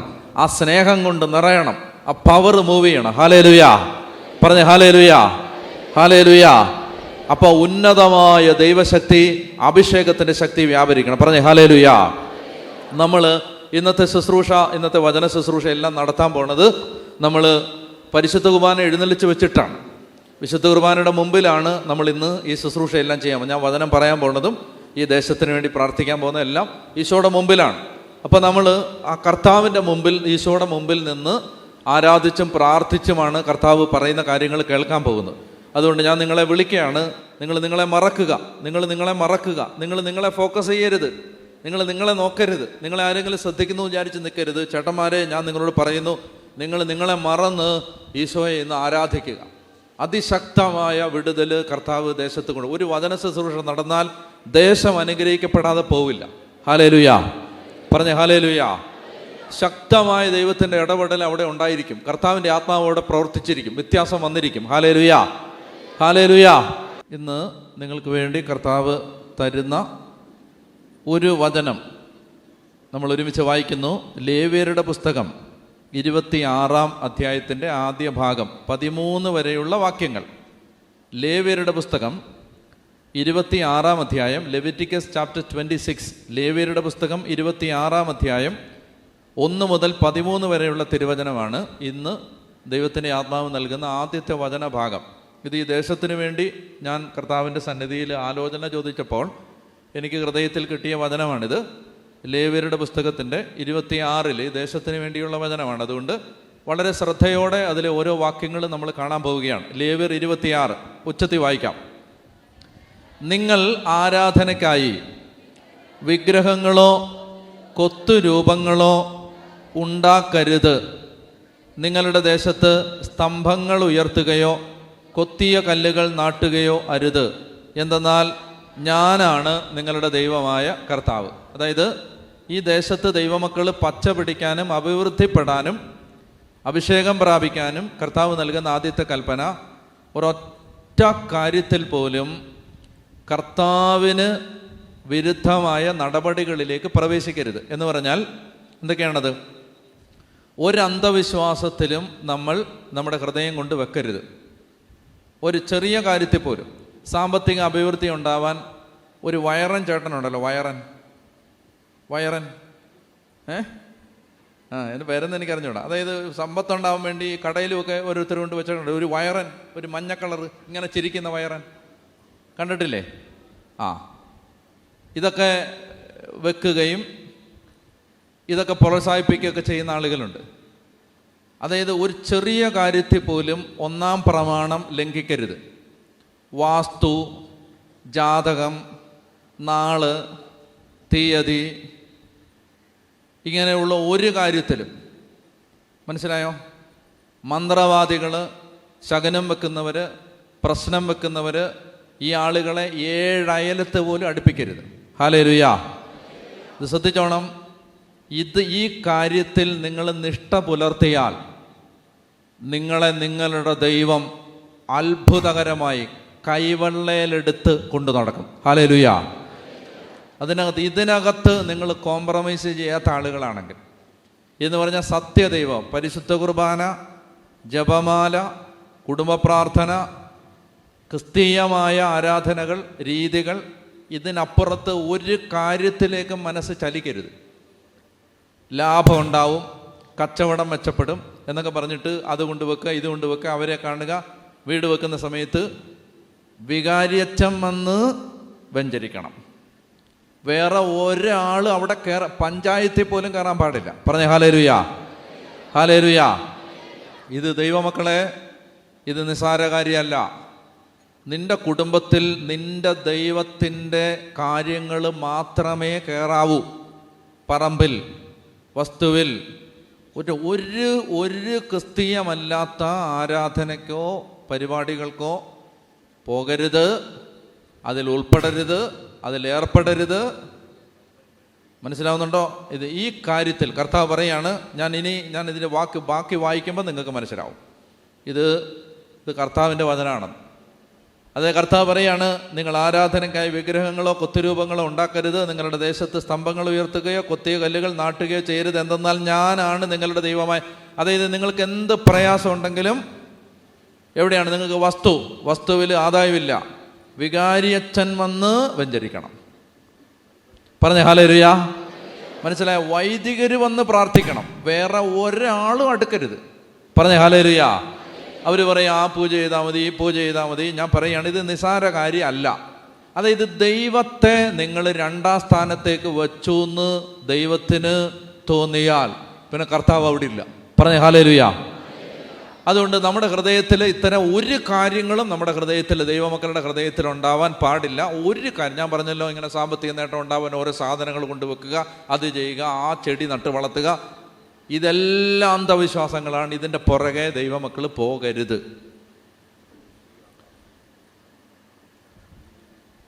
അടുത്ത വാക്യം, നിങ്ങൾ എൻ്റെ സാബത്ത് ആചരിക്കുകയും എൻ്റെ വിശുദ്ധ സ്ഥലം പൂജ്യമായി കരുതുകയും ചെയ്യണം. ഞാനാണ് കർത്താവ്. രണ്ടാമത്തേത്, നിങ്ങൾ എൻ്റെ സാബത്ത് ആചരിക്കണം. പ്രത്യേകം ശ്രദ്ധിക്കണം. ഞായറാഴ്ച ദിവസം ദേവാലയത്തിൽ പോവാനും ദൈവത്തെ ആരാധിക്കാനും കാറ്റഗിസം പഠിപ്പിക്കാനും പഠിക്കാനും രോഗികളെ സന്ദർശിക്കാനും കുടുംബത്തിലിരുന്ന് ദൈവികമായ കാര്യങ്ങൾ പങ്കുവെക്കാനും കുടുംബാംഗങ്ങളോടൊത്ത് സന്തോഷിക്കാനും വിശ്രമത്തിനുമുള്ള ദിവസമാണ് ഞായറാഴ്ച ദിവസം. സാബത്തിൽ നിങ്ങൾ ഒരു വേലയും ചെയ്യരുത്. പറഞ്ഞ ഹല്ലേലൂയ. പറഞ്ഞ ഹല്ലേലൂയ. എന്ന് പറഞ്ഞാൽ പണം ഉണ്ടാക്കാൻ വേണ്ടിയുള്ള ഒരു മാർഗങ്ങളിലും സാബത്തിൽ ഏർപ്പെടരുത്. വീട്ടിൽ ഭക്ഷണം വെക്കുന്ന കാര്യമോ തുണി അലക്കുന്ന കാര്യമോ കുഞ്ഞുങ്ങളിരുന്ന് പഠിക്കുന്ന കാര്യമൊന്നും അല്ല പറയുന്നത്. അതായത് ഈ ഞായറാഴ്ചയും കൂടെ അധ്വാനിച്ച് കുറച്ചുകൂടെ പണം ഉണ്ടാക്കാം, അതല്ല. ഞായറാഴ്ച കർത്താവിൻ്റെ സാബത്ത് ആചരിക്കണം. ദേവാലയത്തിൽ പോകണം, ദേവാലയ കാര്യങ്ങളിൽ സംബന്ധിക്കണം, ദൈവിക കാര്യങ്ങൾക്ക് പ്രാധാന്യം കൊടുക്കണം, ദൈവിക കാര്യങ്ങൾ ചർച്ച ചെയ്യണം, പഠിക്കണം, ദേവാലയ കാര്യങ്ങളിൽ സഹകരിക്കണം. സാബത്ത് കർത്താവ് വളരെ ശക്തമായിട്ട് നൽകിയിട്ടുള്ള ഒരു പ്രമാണങ്ങളിൽ ഒന്നാണ് സാബത്ത്. സാബത്ത് ലംഘിച്ചാൽ പ്രിയപ്പെട്ട സഹോദരങ്ങളെ ഒരുപാട് അനുഗ്രഹത്തിൻ്റെ തടസ്സങ്ങളുണ്ടാവും. എന്ന് പറഞ്ഞാൽ ശ്രദ്ധിച്ച് കേൾക്കുക. കർത്താവ് കാനാൻ ദേശത്തേക്ക് ദൈവമക്കളെ പ്രവേശിപ്പിച്ച സമയത്ത് കർത്താവ് ഒരു കൽപ്പന കൊടുത്തിരുന്നു. ആ കൽപ്പന ഞാൻ വായിക്കാൻ പോവാണ്. അത് ലേവ്യരുടെ പുസ്തകത്തിലാണ്. കർത്താവ് ഈ കാനാൻ ദേശത്തേക്ക് പ്രവേശിച്ച സമയത്ത് ഈ ദൈവമക്കളോട് പറഞ്ഞു, നിങ്ങൾ ഈ നാട്ടിൽ ചെന്ന് കഴിയുമ്പോൾ നിങ്ങൾ 6 വർഷത്തേക്ക് കൃഷി ചെയ്യാം. എന്നാൽ നിങ്ങൾ ഈ 7ാമത്തെ വർഷം കൃഷി ചെയ്യാൻ പാടില്ല. 6 വർഷം കൃഷി ചെയ്യാം, 7ാമത്തെ ദിവസം കൃഷി ചെയ്യാൻ പാടില്ല. പറഞ്ഞേ ഹല്ലേലൂയ. നമ്മളിപ്പോൾ ലേവ്യർ 26 വായിച്ചേ, 25 1 മുതൽ കർത്താവ് സീനായി മലയിൽ വെച്ച് മോശയോട് അരുളി ചെയ്തു. ഉച്ചത്തിൽ സിസ്റ്റേഴ്സ്, ഇസ്രായേൽ ജനത്തോട് പറയുക, ഞാൻ നിങ്ങൾക്ക് തരാൻ പോകുന്ന ദേശത്ത് നിങ്ങൾ പ്രവേശിക്കുമ്പോൾ ആ ദേശം കർത്താവിന് ഒരു സാബത്ത് ആചരിക്കണം. 6 വർഷം നീ നിന്റെ നിലം വിതയ്ക്കുകയും മുന്തിരിവള്ളി വെട്ടിയൊരുക്കി ഫലമെടുക്കുകയും ചെയ്യണം. എന്നാൽ 7ാം വർഷം ദേശത്തിന് വിശ്രമത്തിനുള്ള കർത്താവിൻ്റെ സാബത്തായിരിക്കും. ആ വർഷം നിലം വിതയ്ക്കുകയോ മുന്തിരിവള്ളി മുറിക്കുകയോ ചെയ്യരുത്. മനസ്സിലാവുന്നുണ്ടോ? അതാണ് നിയമം. ഹലോ ചേച്ചിമാരെ, മനസ്സിലായോ? അതായത് നിങ്ങൾ ഈ നാട്ടിൽ പ്രവേശിച്ച് വാഗ്ദത്ത നാട്ടിൽ കാലുകുത്തി കഴിയുമ്പോൾ 6 വർഷം കൃഷി ചെയ്യണം. 7ാമത്തെ വർഷം കൃഷി ചെയ്യാൻ പാടില്ല. അത് ദേശത്തിന് സാപത്താണ്, വിശ്രമമാണ്, മണ്ണിന് വിശ്രമമാണ്. അപ്പോൾ ജനം ചോദിച്ചു, അപ്പോൾ 7-ാം വർഷം ഞങ്ങൾ എന്നാ തിന്നും കൃഷി ചെയ്യാതിരുന്നാൽ? വായിക്കുക ലേവ്യർ 25:18. ലേവ്യർ 25:18. നിങ്ങൾ എൻ്റെ നിയമങ്ങളും കൽപ്പനകളും അനുസരിക്കുകയും അനുഷ്ഠിക്കുകയും ചെയ്യുകയാണെങ്കിൽ ദേശത്ത് നിങ്ങൾ സുരക്ഷിതരായിരിക്കും, ഭൂമി അതിൻ്റെ ഫലം നൽകും, നിങ്ങൾ തൃപ്തിയാവോളം ഭക്ഷിച്ച് സുരക്ഷിതരായി വസിക്കും. 20-ാമത്തെ വാക്യം ഉച്ചത്തിൽ വായിക്കുക. നിങ്ങൾ 7-ാം വർഷം വിതയ്ക്കുകയും വിളവെടുക്കുകയും ചെയ്യുന്നില്ലെങ്കിൽ എന്ത് ഭക്ഷിക്കുമെന്ന് നിങ്ങൾ ചോദിച്ചേക്കാം. 6-ാം വർഷം എൻ്റെ അനുഗ്രഹം ഞാൻ നിങ്ങളുടെ മേൽ ചൊരിയും. 3 വർഷത്തേക്കുള്ള വിളവ് അത് നിങ്ങൾക്ക് പ്രദാനം ചെയ്യും. മനസ്സിലായോ? 6-ാമത്തെ കൊല്ലം വിതയ്ക്കുമ്പോൾ വിളവ് കിട്ടാൻ പോകുന്നത് 7, 8, 9. 9-ാമത്തെ വർഷം വരെ ഭക്ഷിക്കാനുള്ളത് 6-ാം വർഷം ഞാൻ വിളവ് തരും. ഇതാണ് കണ്ടീഷൻ. കർത്താവ് പറയാണ്, 6-ാമത്തെ വർഷം 6 വർഷം വരെ വിതച്ചോ, 7-ാമത്തെ വർഷം നിങ്ങൾ സാബത്ത് ആചരിക്കണമെന്ന് പറയുമ്പോൾ ജനം ചോദിച്ചു, അപ്പോൾ 7-ാമത്തെ വർഷം ഞങ്ങളൊന്നും ഭക്ഷിക്കണ്ടേ? കർത്താവ് പറയാണ്, കേൾക്കുന്നുണ്ടോ? 6-ാമത്തെ വർഷം ഞാൻ നിങ്ങൾക്ക് അടുത്ത 3 വർഷത്തേക്കുള്ള വിളവ് തരും. അടുത്ത വാക്യം, 8-ാം വർഷം നിങ്ങൾ വിതയ്ക്കുകയും 9-ാം വർഷം വരെ പഴയ ഫലങ്ങളിൽ നിന്ന് ഭക്ഷിക്കുകയും ചെയ്യുക. അതിൻ്റെ ഫലം ലഭിക്കുന്നത് വരെ പഴയതിൽ നിന്ന് ഭക്ഷിക്കുക. അവരൊക്കെ പറഞ്ഞേ ഹല്ലേലൂയാ, ഉച്ചതി പറഞ്ഞേ ഹല്ലേലൂയാ. എന്നാൽ ഇസ്രായേൽക്കാർ മിടുക്കന്മാരാണ്, നമ്മളെപ്പോലെ മിടുക്കന്മാരാണ്. അതുകൊണ്ട് അവർ ആദ്യത്തെ 2-3 പ്രാവശ്യം ഇത് പാലിച്ചു. 6-ാമത്തെ വർഷം വരെ വിതച്ചു. അത് കഴിഞ്ഞിട്ട് പിന്നീട് അവർ 7-ാമത്തെ, അപ്പോൾ 6-ാമത്തെ വർഷം എത്ര വിളവ് കിട്ടി? 3 ഇരട്ടി കിട്ടി. അപ്പോൾ ഈ 3 ഇരട്ടി കിട്ടിക്കഴിഞ്ഞപ്പോൾ എപ്പോഴും അത്യാഗ്രഹമാണല്ലോ അല്ലേ? ദ്രവ്യാഗ്രഹിക്ക് ദ്രവ്യം കൊണ്ട് തൃപ്തി വരില്ല എന്നൊരു വചനമുണ്ട് ബൈബിളിൽ. പണം ഉണ്ടാക്കി ഏതെങ്കിലും ഒരു പോയിന്റിൽ മനുഷ്യന് മതി എന്ന് തോന്നുമോ ചേച്ചി? ഇല്ലില്ല, തോന്നത്തില്ല. ഒരു സ്റ്റേജിലും തോന്നത്തില്ല ഇത്ര എനിക്ക് മതി, ഇനി എനിക്ക് പണം വേണ്ട എന്ന് ചിന്തിക്കുന്നൊരു സ്റ്റേജ് സാധാരണഗതിയിൽ വരില്ല. പറഞ്ഞ ഹല്ലേലൂയാ, പറഞ്ഞ ഹല്ലേലൂയാ, പറഞ്ഞ ഹല്ലേലൂയാ, ഹല്ലേലൂയാ. അപ്പം അങ്ങനെ ഇവരെന്ത് ചെയ്യുന്നു വെച്ചാൽ ഇവർ ഒരു 3-4 പ്രാവശ്യം അങ്ങനെ ചെയ്തു. അത് കഴിഞ്ഞിട്ട് പിന്നെ അവരെന്ത് ചെയ്തു? 6-ാമത്തെ കൊല്ലം 3 ഇരട്ടി വിളവ് കിട്ടി, 7-ാമത്തെ കൊല്ലവും വിതച്ചു. അങ്ങനെ കർത്താവ് നൽകി ഈ നിയമം അവർ ലംഘിച്ചു. നിങ്ങൾ മനസ്സിലാക്കിയിരിക്കണം, ഈ സർവശക്തൻ്റെ മുമ്പിൽ കണക്ക് പുസ്തകമുണ്ട്. അപ്പോൾ ഈ കണക്ക് പുസ്തകത്തിനകത്ത് കണക്ക് കറക്റ്റാണ്. കർത്താവ് പറഞ്ഞില്ലേ, നിങ്ങളുടെ ഓരോ തലമുടി ഇഴ പോലും. ഇപ്പം ചേച്ചിമാരുടെ വലിയ വിഷമങ്ങളിലൊന്ന് മുടി പൊഴിയുന്നതായിരിക്കും. എനിക്കും ഉണ്ടാ വിഷമം, നിങ്ങൾക്ക് മാത്രമല്ല. ഓരോ ദിവസവും രാവിലെ എഴുന്നേൽക്കുമ്പോൾ തലയിണയിൽ കിടക്കുന്ന മുടി കണ്ട് ഞാൻ വളരെ സങ്കടപ്പെടാറുണ്ട്. മുടി പൊഴിയുകയാണ്. അപ്പോൾ ഇത് വിഷമാണ്, ഒരു മുടി പൊഴിഞ്ഞു, അത് കാണുമ്പോൾ സങ്കടമാണ്. പക്ഷെ കർത്താവ് പറയാണ്, നീ സങ്കടപ്പെടണ്ട,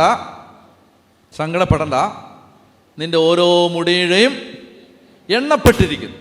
അതായത് കണക്കുണ്ട്, സ്വർഗത്തിൽ എല്ലാത്തിനും കണക്കുണ്ട്. ഒരു കുഞ്ഞു കാര്യം പോലും റെക്കോർഡ് ചെയ്യപ്പെടാതെ പോകത്തില്ല, എല്ലാത്തിനും കണക്കുണ്ട്. അപ്പോൾ ഈ ജനം, കേൾക്കുന്നുണ്ടോ? ഈ ജനം തങ്ങളുടെ സാബത്ത് ആചരിക്കാതെ ദൈവകൽപ്പന ലംഘിച്ചതിൻ്റെ കണക്ക് ജീവൻ്റെ പുസ്തകത്തിലുണ്ട്. അപ്പോൾ ദൈവമായ കർത്താവ് കണക്കൂട്ടി നോക്കിയപ്പോൾ എത്ര കൊല്ലമുണ്ട് സാബത്ത് ആചരിക്കാൻ? കണക്കൂട്ടിയപ്പോൾ 40 കൊല്ലമുണ്ട്. അതായത് 40 സാബത്ത് വർഷം ആചരിച്ചിട്ടില്ല. കേൾക്കുന്നുണ്ടോ? അപ്പോൾ ദൈവം പറഞ്ഞു, മണ്ണിന് കൊടുക്കേണ്ട റെസ്റ്റ് കൊടുക്കാത്തത് കൊണ്ട് നിങ്ങളെ ബാബിലോൺ രാജാവ് വന്ന് അടിമകളായി പിടിച്ചുകൊണ്ട് പോവും. 40 കൊല്ലം മണ്ണ് അതിന് കിട്ടേണ്ട സാബത്ത് ആചരിക്കും. ഞാൻ വായിച്ച് കേൾപ്പിക്കാം. 2 ദിനവൃത്താന്തം അധ്യായം 36 വാക്യം 27. 2 ദിനവൃത്താന്തം അധ്യായം 36, 2 Chronicles chapter 36 verse 21. 2 ദിനവൃത്താന്തം അധ്യായം 36 വാക്യം 21 വായിക്കുക. അങ്ങനെ ജെറമിയാ വഴി കർത്താവ് അരുളി ചെയ്ത വചനം പൂർത്തിയായി. ദേശം അതിൻ്റെ സാബത്ത്, 40 വർഷമല്ല 70 വർഷം, ഞാൻ പറഞ്ഞ കണക്ക് തെറ്റാണ്, 40 അല്ല 70. അപ്പോൾ ദേശം അതിൻ്റെ സാബത്ത് ആസ്വദിച്ചു. 70 വർഷം പൂർത്തിയാകുന്നത് വരെ ശൂന്യമായി കിടന്ന നാളുകളത്രയും ദേശം സാബത്ത് ആചരിച്ചു. കണ്ടോ, 70 വർഷം ഈ ജനത്തെ അവിടുന്ന് പുറത്താക്കിയിട്ട് ദേശം സാബത്ത് ആചരിച്ചു. ഞാൻ എന്താ പറയുന്നതെന്നറിയാമോ? ദൈവത്തിന് കൊടുക്കേണ്ടത്, അതായത് ദൈവം തരുന്നതെല്ലാം നമുക്ക് തന്നല്ലോ, നമ്മൾ അതിനൊന്നും ഒരു കണക്കും പറഞ്ഞില്ലല്ലോ. ദൈവം തരേണ്ടതെല്ലാം ദൈവം തന്നോ? ആരോഗ്യം തന്നില്ലേ? ഈ ജീവൻ തന്നില്ലേ? ഇതൊക്കെ ദൈവം തന്നല്ലേ. കഴിക്കാൻ ഭക്ഷണം തരുന്നില്ലേ? പറഞ്ഞേ ഹല്ലേലൂയ. കഴിക്കാൻ ഭക്ഷണം തരുന്നില്ല. അതായത് ദൈവം എന്ത് സൂക്ഷ്മമായിട്ടാണ് ദൈവം കരുതുന്നത്, എന്ത് സൂക്ഷ്മമായിട്ടാണ്. ഞാൻ ഒരു കാര്യം പറയട്ടെ. ഞാൻ ഈ മരണത്തെക്കുറിച്ച് ആദ്യത്തെ ദിവസം സംസാരിച്ചപ്പോൾ ഞാൻ പറഞ്ഞിരുന്നു, എൻ്റെ കൂട്ടുകാരൻ ആര്, ഞാൻ പറഞ്ഞല്ലോ, RCCയിൽ ക്യാൻസർ ബാധിച്ച് കിടന്ന് മരിച്ച കനു എന്ന് പറയുന്ന എൻ്റെ കൂട്ടുകാരൻ. അപ്പോൾ അവൻ മരിച്ചു. അതിൻ്റെ തൊട്ടടുത്ത വർഷം അവൻ്റെ അപ്പം മരിച്ചു. പിന്നെ ഞാൻ എൻ്റെ പഠനമൊക്കെ ആയിട്ട് ഞാൻ മുന്നോട്ട് പോയി. പിന്നെ എനിക്ക് ഇവൻ മരിച്ചു കഴിഞ്ഞിട്ട് പിന്നെ ആ വീടുമായിട്ട് എനിക്ക് കോണ്ടാക്റ്റ് ഇല്ല. വല്ലപ്പോഴും ഒരിക്കൽ ഈ അപ്പൻ അയക്കുന്ന ക്രിസ്മസ് കാർഡാണ് ആ വീട്. അപ്പം മരിച്ചതിന് ശേഷം അതുമില്ല. വർഷങ്ങൾ കഴിഞ്ഞു. ഈ വർഷം ഒരു 2 മാസം മുമ്പ് ഞാൻ എൻ്റെ കൂട്ടായ്മയിലുള്ള ജോൺ ബോളിൻ്റെ ഭാര്യയുടെ വീടിൻ്റെ വെഞ്ചരിപ്പിന് ഒരു സ്ഥലത്ത് പോയി.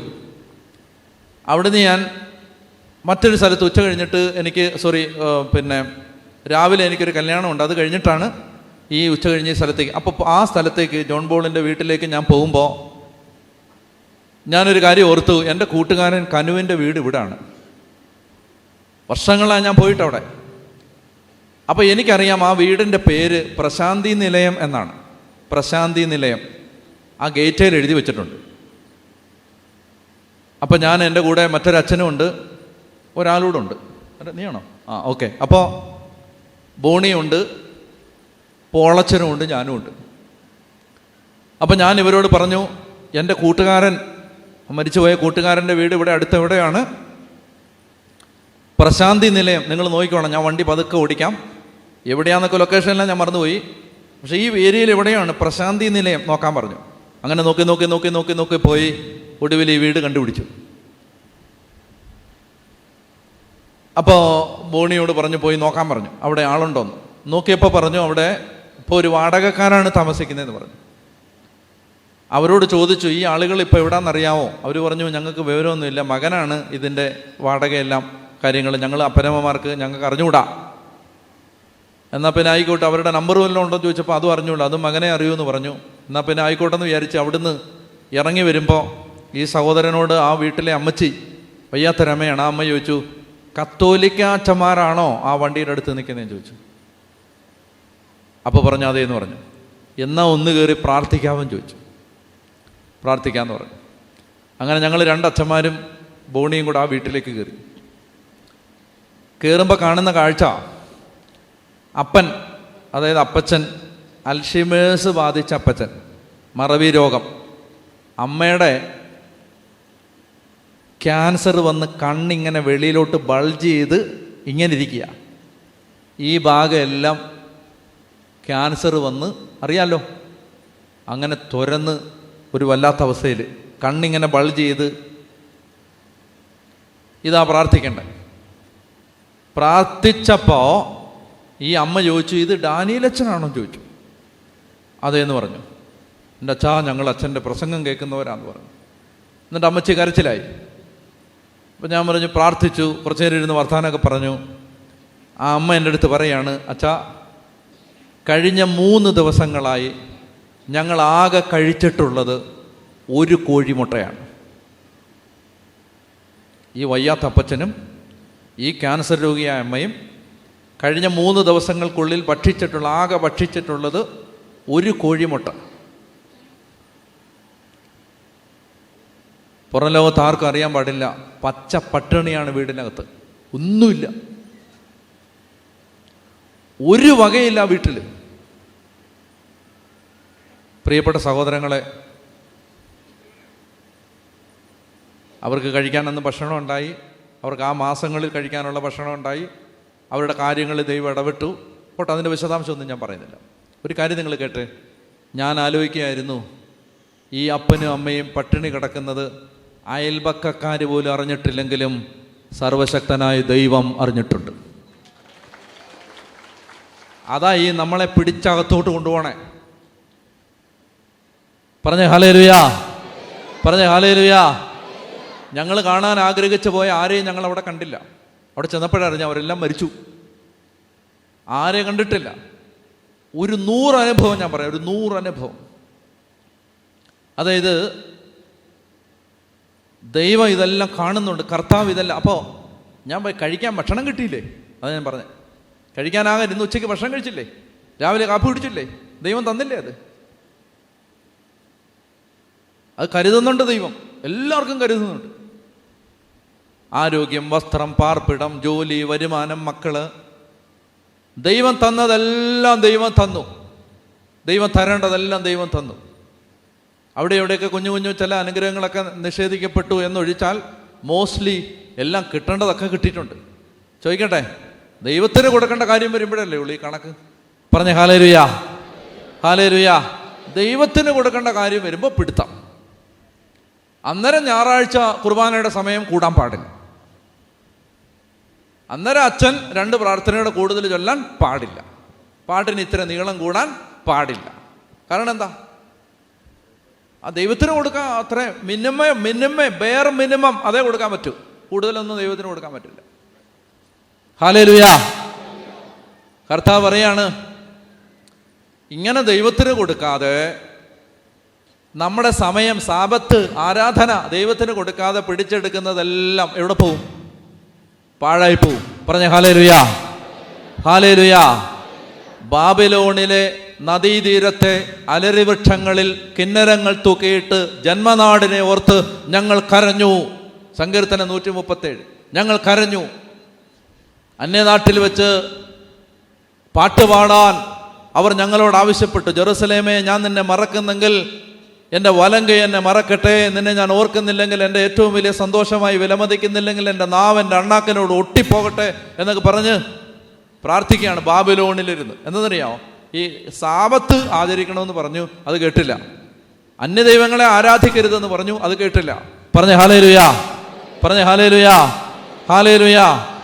മനസ്സിലായ? വിപ്രവാസങ്ങളുടെ തീരങ്ങളിലിരുന്ന് നമ്മൾ കരയേണ്ടി വരും. ഏതെന്നറിയോ? ഇത്തരം ഈ കൽപ്പനകളെ നിസ്സാരമായിട്ട് കാണരുത്. ഹല്ലേലൂയാ, ഹല്ലേലൂയാ. നിസ്സാരമായിട്ട് കാണരുത്. കാരണം അതുകൊണ്ട് ഇത് കർത്താവ് പറയാണ്, നിങ്ങൾ ആ ദേശത്ത് വരുമ്പോൾ നിങ്ങൾ എൻ്റെ സാബത്ത് ആചരിക്കണം. യെശയ്യാ പ്രവചനം എടുക്കുക. യെശയ്യാ പ്രവചനം, യെശയ്യാ പ്രവചനത്തിൽ വീണ്ടും കർത്താവ് അരുളി ചെയ്യുന്നുണ്ട്. അതായത് സാബത്തിനെ കുറിച്ച് ദൈവത്തിൻ്റെ ആത്മാവ് ശക്തമായിട്ട്. യെശയ്യാ 58, യെശയ്യാ 58 വാക്യം 13 മുതൽ. യെശയ്യാ 58, 13 മുതൽ ഉച്ചതി വായിക്കുക. ഐസയ്യാ 58:13 വായിച്ചേ. സാബത്തിനെ ചവിട്ടി മെതിക്കുന്നതിൽ നിന്നും എൻ്റെ വിശുദ്ധ ദിവസത്തിൽ നിന്റെ ഇഷ്ടം അനുവർത്തിക്കുന്നതിൽ നിന്നും നീ പിന്തിരിയണം. ഒന്നുകൂടെ വായിക്കാം. സാബത്തിനെ ചവിട്ടി മെതിക്കുന്നതിൽ നിന്നും എൻ്റെ വിശുദ്ധ ദിവസത്തിൽ നിന്റെ ഇഷ്ടം അനുവർത്തിക്കുന്നതിൽ നിന്നും നീ പിന്തിരിയണം. സാബത്തിനെ സന്തോഷദായകവും കർത്താവിൻ്റെ വിശുദ്ധ ദിനത്തെ ബഹുമാന്യവുമായി കണക്കാക്കണം. നിന്റെ സ്വന്തം വഴിയിലൂടെ നടക്കാതെയും നിന്റെ താല്പര്യങ്ങൾ അന്വേഷിക്കാതെയും വ്യർത്ഥ ഭാഷണത്തിൽ ഏർപ്പെടാതെയും അതിനെ ആദരിക്കണം. പറഞ്ഞേ ഹല്ലേലൂയാ. മനസ്സിലായി? ഞായറാഴ്ച ദിവസം നമുക്ക് തന്നിഷ്ടം പോലെ നടക്കാനുള്ള ദിവസമല്ല, അന്ന് ദൈവത്തെ ആരാധിക്കാനുള്ള ദിവസമാണ്. പറയുകയാണ്, കർത്താവിൻ്റെ വിശുദ്ധ ദിനത്തെ ബഹുമാന്യം, സാബത്തിനെ സന്തോഷദായകം. അപ്പോസ്തലൻ ഹെബ്രായ ലേഖനത്തിൽ പറയുന്നുണ്ട്, കർത്താവിൻ്റെ ദിവസം അടുത്തു വരുന്നത് കാണുമ്പോൾ നിങ്ങൾ സന്തോഷിക്കുകയും പരസ്പരം പ്രോത്സാഹിപ്പിക്കുകയും ചെയ്യണം. കർത്താവിൻ്റെ ദിനം അടുത്തു വരുന്നത് കാണുമ്പോൾ സാബത്തിനെ സന്തോഷദായകവും കർത്താവിൻ്റെ വിശുദ്ധ ദിനത്തെ ബഹുമാന്യവുമായി കണക്കാക്കണം. ഈ മോണിറ്റർ ഒന്ന് കൂട്ടി തരണേ. മോണിറ്റർ. കർത്താവിൻ്റെ വിശുദ്ധ ദിനത്തെ ബഹുമാന്യവുമായി കണക്കാക്കണം. നിന്റെ സ്വന്തം വഴിയിലൂടെ നടക്കാതെയും നിന്റെ താല്പര്യങ്ങൾ അന്വേഷിക്കാതെയും, വായിക്കുക, വ്യർത്ഥ ഭാഷണത്തിൽ ഏർപ്പെടാതെയും അതിനെ ആദരിക്കണം. അപ്പോൾ എന്താണ് പ്രതിഫലം? അപ്പോൾ നീ കർത്താവിൽ ആനന്ദം കണ്ടെത്തും. ലോകത്തിലെ ഉന്നത സ്ഥാനങ്ങളിലൂടെ നിന്നെ ഞാൻ സവാരി ചെയ്യിക്കും. പറഞ്ഞേ ഹല്ലേലൂയാ. കണ്ടോ? അതായത് സാബത്തിനെ നീ ബഹുമാന്യമായി കണക്കാക്കിയാൽ നീ കർത്താവിൽ ആനന്ദം കണ്ടെത്തുകയും ലോകത്തിലെ ഉന്നത സ്ഥാനങ്ങളിലൂടെ ദൈവം നിന്നെ സവാരി ചെയ്യിക്കുകയും ചെയ്യും. അവർക്ക് പറഞ്ഞേ ഹല്ലേലൂയാ. പറഞ്ഞേ ഹല്ലേലൂയാ. ഹല്ലേലൂയാ. ഒന്ന് കരങ്ങൾ ഉയർത്തി ശക്തമായിട്ട് കർത്താവിനെ സ്തുതിച്ചേ. ഹല്ലേലൂയാ, ഹല്ലേലൂയാ. യേശുവേ സ്തുതിക്കുന്നു, സ്തുതിക്കുന്നു, സ്തുതിക്കുന്നു, സ്തുതിക്കുന്നു, സ്തുതിക്കുന്നു, സ്തുതിക്കുന്നു, സ്തുതിക്കുന്നു, സ്തുതിക്കുന്നു, സ്തുതിക്കുന്നു, സ്തുതിക്കുന്നു, സ്തുതിക്കുന്നു, സ്തുതിക്കുന്നു, സ്തുതിക്കുന്നു, സ്തുതിക്കുന്നു. ആമേൻ. കരങ്ങളടിച്ച് കർത്താവിന് നന്ദി പറഞ്ഞേ. കരങ്ങളടിച്ച് ഹല്ലേലൂയാ. ഇനി അടുത്ത വചനം വായിക്കുക. ജെറമിയ 17:24 മുതൽ. ജെറമിയ 17:24. ജെറമിയ 17:24 മുതൽ. ഉച്ചത്തിൽ വായിക്കുക. ജെറമിയ 17:24 മുതൽ. നിങ്ങൾ എന്നെ അനുസരിക്കുകയും സാബത്ത് ദിവസത്തിൽ ഈ നഗരത്തിൻ്റെ കവാടങ്ങളിലൂടെ ചുമട് കൊണ്ടുവരാതിരിക്കുകയും ജോലിയൊന്നും ചെയ്യാതെ സാബത്ത് ശുദ്ധമായി ആചരിക്കുകയും ചെയ്താൽ ദാവീദിൻ്റെ സിംഹാസനത്തിലിരിക്കുന്ന രാജാക്കന്മാർ രഥങ്ങളിലും കുതിരപ്പുറത്തും സവാരി ചെയ്ത് ഈ നഗരകവാടങ്ങളിലൂടെ അകത്ത് പ്രവേശിക്കും. അവരോടൊപ്പം അവരുടെ പ്രഭുക്കന്മാരും യൂദായിലെ ജനങ്ങളും ജെറുസലേം നിവാസികളും. അങ്ങനെ നഗരമെന്നും ജനനിബിഡം എന്ന് പറഞ്ഞാൽ നിന്നെ നയിക്കാൻ ദൈവം തെരഞ്ഞെടുത്ത നേതാക്കന്മാരുടെ അഭിഷിക്തരുടെ കീഴിൽ നീ സന്തോഷത്തോടെ ദൈവത്തിൻ്റെ ഭരണത്തിൻ്റെ കീഴിൽ വസിക്കും. മറ്റൊരു ശക്തി നിന്നെ ഭരിക്കില്ല. മറ്റൊരരൂപി നിന്റെ വീട്ടിൽ വാഴില്ല. മറ്റൊരരൂപി നിന്റെ പറമ്പിൽ വാഴില്ല. നീ ദൈവത്തെ സാബത്തിൽ ആരാധിച്ചാൽ. പറഞ്ഞേ ഹല്ലേലൂയാ. യൂദായിലെ നഗരങ്ങളിൽ നിന്നും വായിക്കുക. 26 ഉറക്കെ വായിക്കാമോ? യൂദായിലെ നഗരങ്ങളിൽ നിന്നും, ജെറുസലേമിൻ്റെ പ്രാന്തപ്രദേശങ്ങളിൽ നിന്നും, ബെഞ്ചമിൻ ദേശത്ത് നിന്നും, സമതലങ്ങൾ, മലമ്പ്രദേശങ്ങൾ, നെഗബ് എന്നിവിടങ്ങളിൽ നിന്നും ആളുകൾ വരും. അവർ കർത്താവിൻ്റെ ഭവനത്തിലേക്ക് ദഹനബലികളും കാഴ്ചകളും ധാന്യബലികളും സുഗന്ധദ്രവ്യങ്ങളും കൃതജ്ഞതാബലികളും കൊണ്ടുവരും. എന്നാൽ നിങ്ങൾ എന്നെ അനുസരിച്ച് സാബത്ത് ശുദ്ധമായി ആചരിക്കാതിരിക്കുകയും സാബത്തിൽ ചുമടുമായി ജെറുസലേമിൻ്റെ കവാടങ്ങളിലൂടെ പ്രവേശിക്കുകയും ചെയ്താൽ ഞാൻ അതിൻ്റെ കവാടങ്ങളിൽ തീ കൊളുത്തും. അത് ജെറുസലേമിലെ കൊട്ടാരങ്ങളെ വിഴുങ്ങും. ആരും അത് കെടുത്തില്ല. ഹല്ലേലൂയാ. മനസ്സിലായോ? ദൈവകോപത്തിൻ്റെ അഗ്നി ദൈവജനത്തിൻ്റെ മേൽ വരും. എഴുതപ്പെട്ട വചനത്തെ വെള്ളം ചേർക്കാൻ പറ്റില്ല. സാബത്ത് ആചരിക്കണം. 2 കാര്യങ്ങളാണ്. നമ്മൾ എവിടുന്ന വന്നതെന്നറിയാമോ? ലേവ്യർ 26, ലേവ്യർ 26. അവിടേക്ക് തിരിച്ചു വരിക. ലേവ്യർ 26. അതാണ് ഇന്ന് ഈ ദേശത്തിന് വേണ്ടി ദൈവം തന്ന വചനം. ലേവ്യർ 26. അപ്പോൾ അവിടെ നമ്മൾ വായിക്കുകയാണ്. 1-ാമത്തെ വാക്യം വായിച്ചത് എന്താണ്? ആരാധനയ്ക്കായി വിഗ്രഹങ്ങളോ കൊത്തുരൂപങ്ങളോ ഉണ്ടാക്കരുത്. അതായത് ഒരു അന്ധവിശ്വാസവും ദൈവമക്കൾ പ്രോത്സാഹിപ്പിക്കരുത്. ഞാൻ പറഞ്ഞല്ലോ, വീടിന് കല്ലിടുക, വീടിന് കട്ടള വെക്കുക, ഇങ്ങനെയുള്ള ഒരു കാര്യത്തിനും നിങ്ങൾ മന്ത്രവാദികളെയോ പ്രശ്നക്കാരെയോ ശകനം വെക്കുന്നവരെയോ നിങ്ങൾ സമീപിക്കരുത്. അവരെ വീട്ടിലേക്കോ പറമ്പിലേക്കോ കൊണ്ടുവരരുത്. ഇന്ന് നമ്മൾ ഈ ആരാധനയിൽ നമ്മുടെ ദേശത്തെ മണ്ണിനെ വെഞ്ചരിച്ച് പ്രാർത്ഥിക്കും. അങ്ങനെ എന്തെങ്കിലും നിങ്ങൾക്ക് സംഭവിച്ചിട്ടുണ്ടെങ്കിൽ അത് ദൈവസന്നിധിയിൽ കുംഭസാരം എന്ന കൂദാശയിൽ ഏറ്റുപറഞ്ഞ് മോചനം പ്രാപിച്ച് വിശുദ്ധീകരിക്കണം. നമ്മുടെ മണ്ണിനെ വിശുദ്ധീകരിക്കണം. അപ്പം അതുകൊണ്ട് നമുക്ക് കർത്താവിന് നമ്മുടെ കർത്താവിന് നിരക്കാത്തതൊന്നും അവിടെ പ്രവേശിക്കാൻ പാടില്ല. ഹല്ലേലൂയ. 1-ാമത്തേത് അതാണ്. 2-ാമത്തേത്, നിങ്ങൾ എൻ്റെ സാബത്ത് ആചരിക്കുകയും എൻ്റെ വിശുദ്ധ സ്ഥലം പൂജ്യമായി കരുതുകയും ചെയ്യണം. അതായത് ദേവാലയത്തെ കന്നാലിക്കൂട് പോലെ ഇടരുത്. പറഞ്ഞേ ഹല്ലേലൂയ. അടുത്തത് നിങ്ങൾ ശ്രദ്ധിക്കണം. ദൈവമക്കൾ ഒരു ദേശത്ത് അനുഗ്രഹിക്കപ്പെടാനുള്ള അടുത്ത കാര്യം കർത്താവ് പറയാണ്. 1-ാം പ്രമാണം 2 സാബത്ത് ആചരിക്കണം. 3 ദേവാലയത്തെ പൂജ്യമായിട്ട് കാണണം. ദേവാലയത്തെ കന്നാലിക്കൂട് പോലെ ഇടരുത്. ദേവാലയത്തെ സ്നേഹിക്കണം. ദേവാലയത്തെ മനോഹരമാക്കണം. കോടികൾ മുടക്കി ദേവാലയം ആഡംബരപൂർണ്ണമാക്കുക എന്നല്ല പറയുന്നത്. പക്ഷെ ദേവാലയം മാന്യമായി, പൂജ്യമായി, വൃത്തിയായി കാത്തു സൂക്ഷിക്കണം. അത് ദൈവത്തിന്, കർത്താവിന് ആരാധന, ഈശോയുടെ കുരിശിലെ ബലി അനുസ്മരിക്കപ്പെട്ട് ഈശോയുടെ യാഗം ഓരോ ദിവസവും നമ്മൾ കർത്താവിൻ്റെ മുമ്പിൽ, പിതാവിൻ്റെ മുമ്പിൽ സമർപ്പിക്കുന്ന സ്ഥലമാണ്.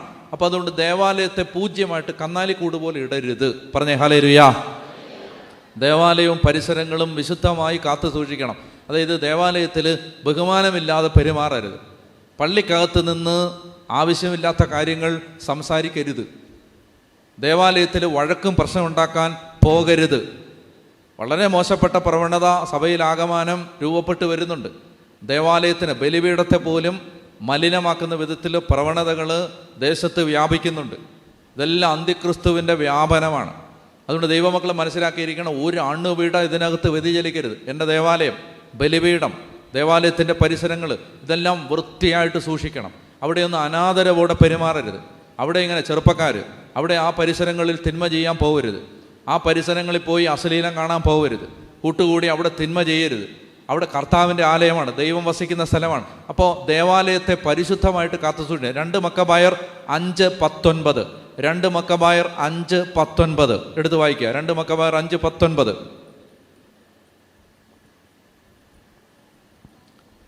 2 മക്കബായർ 5:19 വായിക്കാം.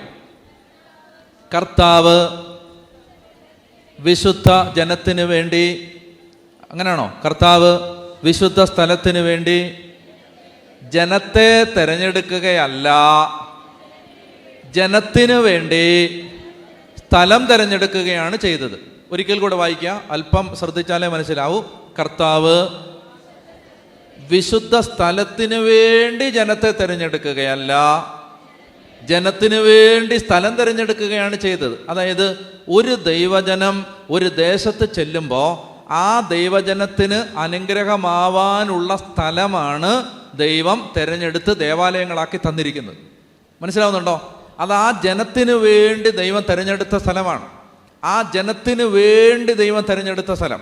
അതുകൊണ്ട് അടുത്ത വാക്യം, അതുകൊണ്ട് ആ ജനത്തിൻ്റെ കഷ്ടതകളിലും ഐശ്വര്യത്തിലും ആ സ്ഥലവും പങ്കുചേർന്നു. ആ ജനത്തിൻ്റെ കഷ്ടതകളിലും ഐശ്വര്യത്തിലും ആ സ്ഥലവും പങ്കുചേർന്നു. കേൾക്കുന്നുണ്ടോ? അതായത് ദൈവം ഈ ജനത്തിന് വേണ്ടി ഒരു സ്ഥലം തിരഞ്ഞെടുത്തതാണത്. അപ്പം ആ സ്ഥലം ഈ ജനത്തിൻ്റെ കഷ്ടപ്പാടിലും ഐശ്വര്യത്തിലും ആ സ്ഥലവും പങ്കുചേർന്നു. പറഞ്ഞ ഹല്ലേലൂയ, പറഞ്ഞ ഹല്ലേലൂയ. അതായത് നിങ്ങളുടെ ദേവാലയം വളരുമ്പോൾ നിങ്ങളുടെ കുടുംബങ്ങൾ വളരും. നിങ്ങളുടെ ദേവാലയം ക്ഷയിക്കുമ്പോൾ നിങ്ങളുടെ കുടുംബങ്ങൾ ക്ഷയിക്കും. ഹല്ലേലൂയ. ഞാൻ 2012-13 കാലഘട്ടത്തിൽ വളരെ പ്രശ്ന സങ്കീർണമായ ഒരിടവകയിൽ വികാരിച്ചനായിട്ട് ശുശ്രൂഷ ചെയ്യാൻ ദൈവം എനിക്ക് അവസരം തന്നു. ആ കാലഘട്ടത്തിൽ കണ്ണുനീരോടെ അമ്മമാർ വന്ന് എന്നോട് പറയും, ചെറുപ്പക്കാർ കല്യാണം കഴിക്കുന്നില്ല, ജോലിയില്ല, വെറുതെ ഇങ്ങനെ തെണ്ടിത്തിരിഞ്ഞ് നടക്കുകയാണ്, അലഞ്ഞ് നടക്കുകയാണ്. എന്താ പ്രശ്നം എന്നറിയാമോ? ദേവാലയത്തിൽ വഴക്ക്, പ്രശ്നം, അടി, ഗ്രൂപ്പ്, ഭിന്നത. ഞാൻ ദൈവത്തിൻ്റെ ആത്മാവ് എനിക്ക് തന്ന പ്രേരണകൾ അനുസരിച്ച് ആ ജനത്തെ ഓരോ ആഴ്ചയും ദൈവവചനം പഠിപ്പിച്ചു. ഓരോ ആഴ്ച ആ ജനത്തോട് പറഞ്ഞു, ഇതാണ് ദൈവം ആഗ്രഹിക്കുന്നത്, ഇതാണ് കർത്താവിൻ്റെ വചനം.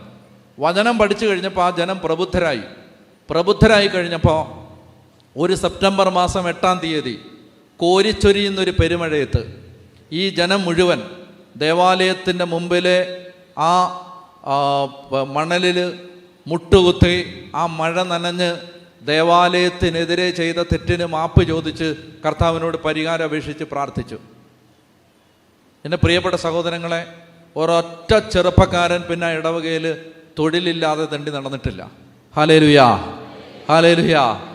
അതായത് 35, 38, 40, 42, 45 വയസ്സായിട്ട് കല്യാണം കഴിക്കാതെ നിന്ന സകല എണ്ണവും ദൈവമായ കർത്താവ് വിവാഹാന്തസ്സിലേക്ക്, കുടുംബജീവിതത്തിലേക്ക് പ്രവേശിപ്പിച്ചു. മനസ്സിലായി? വിത്തൗട്ട് എനി സിംഗിൾ എക്സെപ്ഷൻ, ഒറ്റ ഒഴിവ് പോലും ഇല്ലെന്ന് പറയാൻ. അതായത് ദൈവത്തെ മാനിച്ച സകല എണ്ണത്തിനും ദൈവം അനുഗ്രഹം കൊടുത്തു. പറഞ്ഞ ഹല്ലേലൂയ, പറഞ്ഞ ഹല്ലേലൂയ. അതായത് ദേവാലയം തകരുമ്പോൾ ദൈവജനം തകരും. അതുകൊണ്ട് ദേവാലയത്തെ നമ്മൾ പള്ളി എങ്ങനെയും കന്നാലി കൂട് പോലെ കിടന്നാൽ നമുക്കെന്നാ, പള്ളിയുടെ പറമ്പിൽ കാട് കയറിയാൽ നമുക്കെന്നാ, അത് കൈക്കാരൻ്റെ ജോലി, അച്ഛൻ്റെ ജോലി, കന്യാസ്ത്രീയുടെ ജോലി. നിങ്ങൾ മനസ്സിലാക്കിയിരിക്കണം, കർത്താവിന് ശുശ്രൂഷ ചെയ്യുകയാണിത്. നിങ്ങളുടെ ദേവാലയത്തെ അത്രയും പരിശുദ്ധമായിട്ട് നിങ്ങൾ കാത്തു സൂക്ഷിക്കണം. ദേവാലയം പോയി തൂത്തടിച്ച് വാരണം, വൃത്തിയാക്കണം, കഴുകണം, മനോഹരാക്കണം. ദേവാലയം, അതായത് കർത്താവിൻ്റെ ആലയം ബെസ്റ്റായിട്ട് കിടന്നാൽ ആ കുടുംബങ്ങളെല്ലാം അനുഗ്രഹിക്കപ്പെടും. ഹല്ലേലൂയാ പറഞ്ഞേ, ഹല്ലേലൂയാ. അവിടെ സജീവമായിട്ടൊരു ജനം ദൈവത്തെ ആരാധിച്ച് തുടങ്ങിയാൽ ആ ദേശം അതോടുകൂടി തന്നെ അനുഗ്രഹിക്കപ്പെടും. ഹല്ലേലൂയാ പറഞ്ഞേ, ഹല്ലേലൂയാ, ഹല്ലേലൂയാ, ഹല്ലേലൂയാ. അപ്പോൾ പറയാണ്, എൻ്റെ വിശുദ്ധ സ്ഥലം പൂജ്യമായി കരുതുകയും ചെയ്യണം, ഞാനാണ് കർത്താവ്. അടുത്ത വാക്യം ലേവ്യർ 26:3 വായിക്കുക. ലേവ്യർ 26:3 ഉച്ചത്തിൽ, നിങ്ങൾ എൻ്റെ നിയമങ്ങൾ അനുസരിക്കുകയും കൽപ്പനകൾ പാലിക്കുകയും ചെയ്യുമെങ്കിൽ ഞാൻ യഥാകാലം നിങ്ങൾക്ക് മഴ തരും. ഒന്ന് എഴുന്നേറ്റ് നിന്നേ, മഴ വരാൻ പോവല്ലേ, എഴുന്നേക്ക്. ബുക്കും ബൈബിളും എല്ലാം അവിടെ വെച്ചിട്ട് നമ്മൾ 2-3 കാര്യങ്ങൾ കേട്ടില്ലേ? കേട്ടോ? 2-3 കാര്യങ്ങൾ നമ്മളിപ്പോൾ കേട്ടു. എന്താ കേട്ടെ?